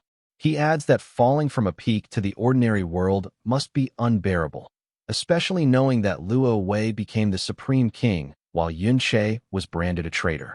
Ding Kun then launches another heavy attack, sending Yunshe flying into another wall. Ding Kun laughs bitterly and asks if Yunshe isn't jealous. Despite barely enduring the blow, Yunshe struggles back to his feet, gravely wounded. Ding Kun observes him coldly and states that Yunshe's health is nearly depleted. With a smirk, he offers Yunshe a condition for survival: admit he was wrong, beg for mercy, and hand over the secret of necromancy. Only then, Ding Kun claims, will he spare him. At that moment, Yunshe rises steadily and draws a new dagger, the weapon known as Nether. Yunshe calmly states that he truly was wrong. Wrong to rescue Ding Kun from the disaster zone, wrong to trust him, wrong to believe that leading by example could guide hearts, and wrong to assume that people would not turn down a dark path. As he speaks, Yunshe's wounds suddenly vanish. His health is fully restored, and his status returns to its peak. Ding Kun is stunned. Yunshe continues, saying he was also wrong to cling too stubbornly to knightly virtues. He then activates two newly learned skills, transforming completely. In an instant, he appears directly in front of Ding Kun and unleashes a flurry of strikes from multiple angles. Ding Kun manages to block several attacks, but only barely. Swinging his sword, Ding Kun smirks and comments that this is how a real fight should be. He counters with his own attack, claiming that he once believed his master had learned dual-wield specialization, but now sees Yunshe is simply holding two swords. Ding Kun mocks him, saying that using unfamiliar combat styles in real battles is unwise. As Ding Kun swings his blade again, Yunshe disappears momentarily and reappears behind him, landing a clean strike that injures Ding Kun. When Ding Kun retaliates, Yunshe activates Mirror World once more and vanishes. Ding Kun is shocked. He believed all the mirrors had been destroyed. In response, Ding Kun unleashes the full magnitude of his berserker skill, laughing wildly as he realizes Yunshe has found a loophole. But Ding Kun boasts that once Berserker's final stage is activated, Yunshe has no chance of victory, especially now that no reflective surfaces remain. At that moment, Ben Ben suddenly appears and strikes Ding Kun with a critical blow. Ding Kun is stunned to see Ben Ben standing behind him. Immediately afterward, Yunshe summons his undead soldiers, and they surround Ding Kun from every direction. Enraged and resolute, Yunshe declares that this is the end for Ding Kun. With a single, devastating strike, Ding Kun manages to take down Ben Ben. Smirking confidently, he declares that the loser from 60 years ago could never hope to match his current strength. He adds that the more severely he is wounded, the stronger he becomes, a testament to the raw power of the Berserker class. However, Yunshe steps forward calmly and lands a precise strike on Ding Kun, stating that he can see through all of Ding Kun's flaws. As a Berserker, Ding Kun possesses two major weaknesses. The first is his low defense. The Berserker class relies heavily on high attack and speed, meaning that Ding Kun cannot allocate many points to defensive stats. On top of this, many of his own skills further reduce his defenses, making him vulnerable even to the weakest of Yun-Shei's summoned minions. Recognizing the threat, Ding Kuan activates a skill called Whirlwind, intending to eliminate the low-level undead first. But Yun-Shei intercepts him, explaining that his second weakness lies in the type of attacks he possesses. Most of Ding Kuan's offensive skills are area-based, but aside from Whirlwind, he primarily relies on linear, direct strikes. Meanwhile, Yun-Shei's mana recovery is sufficient to maintain a steady number of undead soldiers, forcing Ding Kuan to deal with them first. Confidently, Ding Kuan retorts that he does, in fact, have long-range attacks. But before he can execute one, Yun-Shei readies a new strike, commenting that Ding Kuan's greatest flaw is not his skills or strength, it is that he has no one to truly rely on. Back in the disaster zone, Ding Kuan and Ben Ben had covered each other's weaknesses. Now, the very shield that once protected Ding Kuan has become the sword striking him. As someone who rose to power through betrayal, Yun-Shei doubts that anyone would remain close to him willingly. Yun-Shei then positions himself behind Ding Kuan, questioning if this is truly what Ding Kuan desires. Before Yun-Shei can strike, Ding Kuan swings his sword, but Yun-Shei dodges effortlessly. Ding Kuan scoffs, accusing Yun-Shei of still speaking about friendship and dependence. He proclaims that he needs no comrades. His children and grandchildren will fight for him. Calling them out, the trio rushes forward to aid their grandfather. Ding Kuan remarks with pride that he requires no allies, for his descendants will carry the battle for him. But just as he speaks, Yun-Shei strikes from behind, landing a precise blow that injures Ding Kuan's right arm. Ding Kuan's children are shocked and cry out, witnessing their grandfather in pain. Yet, despite their loyalty, they hesitate. One of them admits that even if Ding Kuan cannot defeat Yun-Shei, what chance do they truly have? Enraged, Ding Kuan lashes out at his children, grabbing one and shouting that everything they possess exists because of him, and he will not tolerate defiance. At that moment, Yun-Shei summons his undead soldiers, who surround Ding Kuan and his family. They strike simultaneously, creating a massive explosion. When the dust clears, Ding Kuan finds himself standing alone, confused and horrified. Yun-Shei has turned his children and grandchildren into undead under his command. With no options left, Ding Kuan attempts to flee, but Yun-Shei catches him in an instant, declaring that there is nowhere left to run. The undead charge forward, overwhelming Ding Kuan.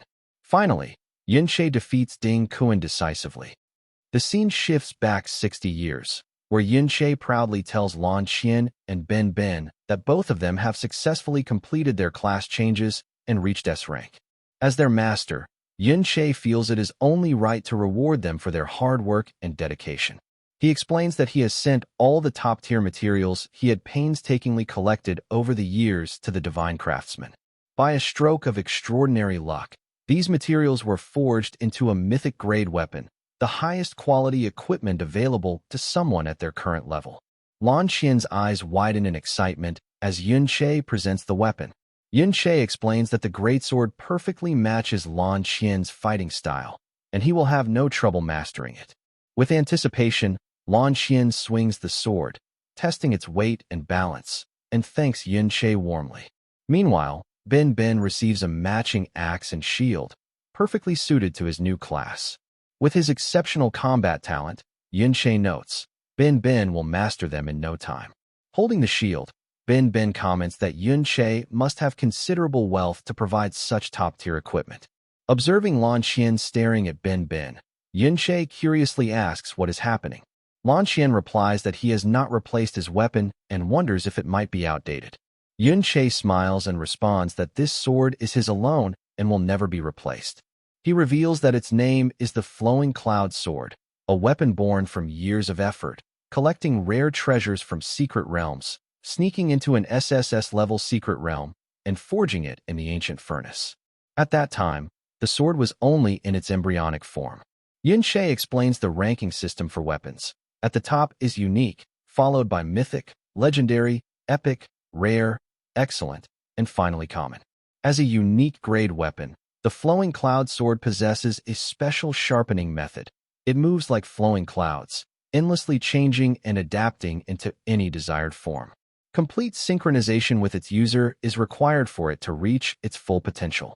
Having endured countless near-death battles, the sword now responds instinctively to Yun Che, adapting seamlessly to his power fluctuations.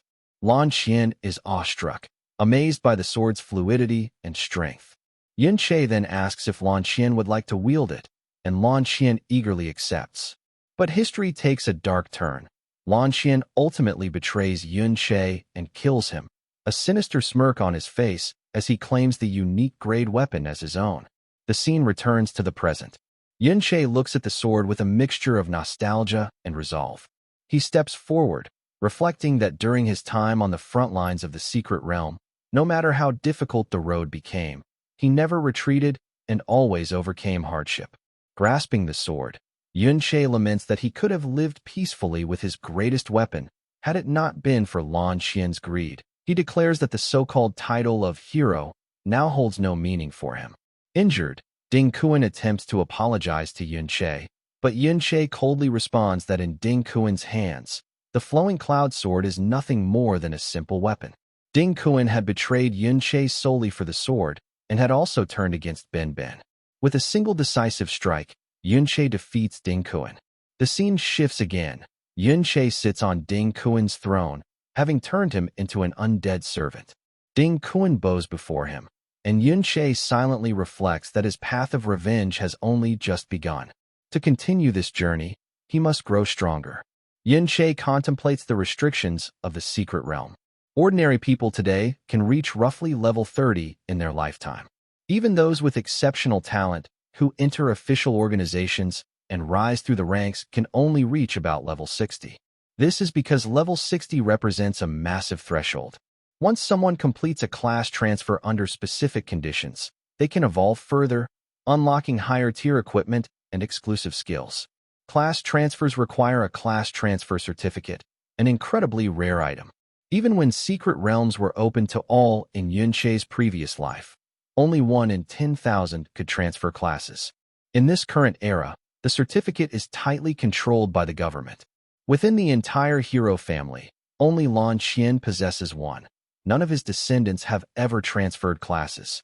The difference before and after a class transfer is immense, almost like the difference between heaven and earth. Lan Xian, for example, changed from a warrior to a berserker, learning exclusive skills and increasing his power several-fold. If Yun Che had not possessed the mirror world, he could never have defeated Lan Xian. Yun Che contemplates the possibilities. With the mirror world and a class transfer, how much stronger could he become? At that moment, a system window appears, scanning transferable classes. Among them are Battle Dancer and a few others.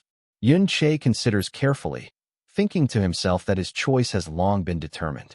Among the rare chanting classes capable of successful transfer, only one offers the offensive skills he desires.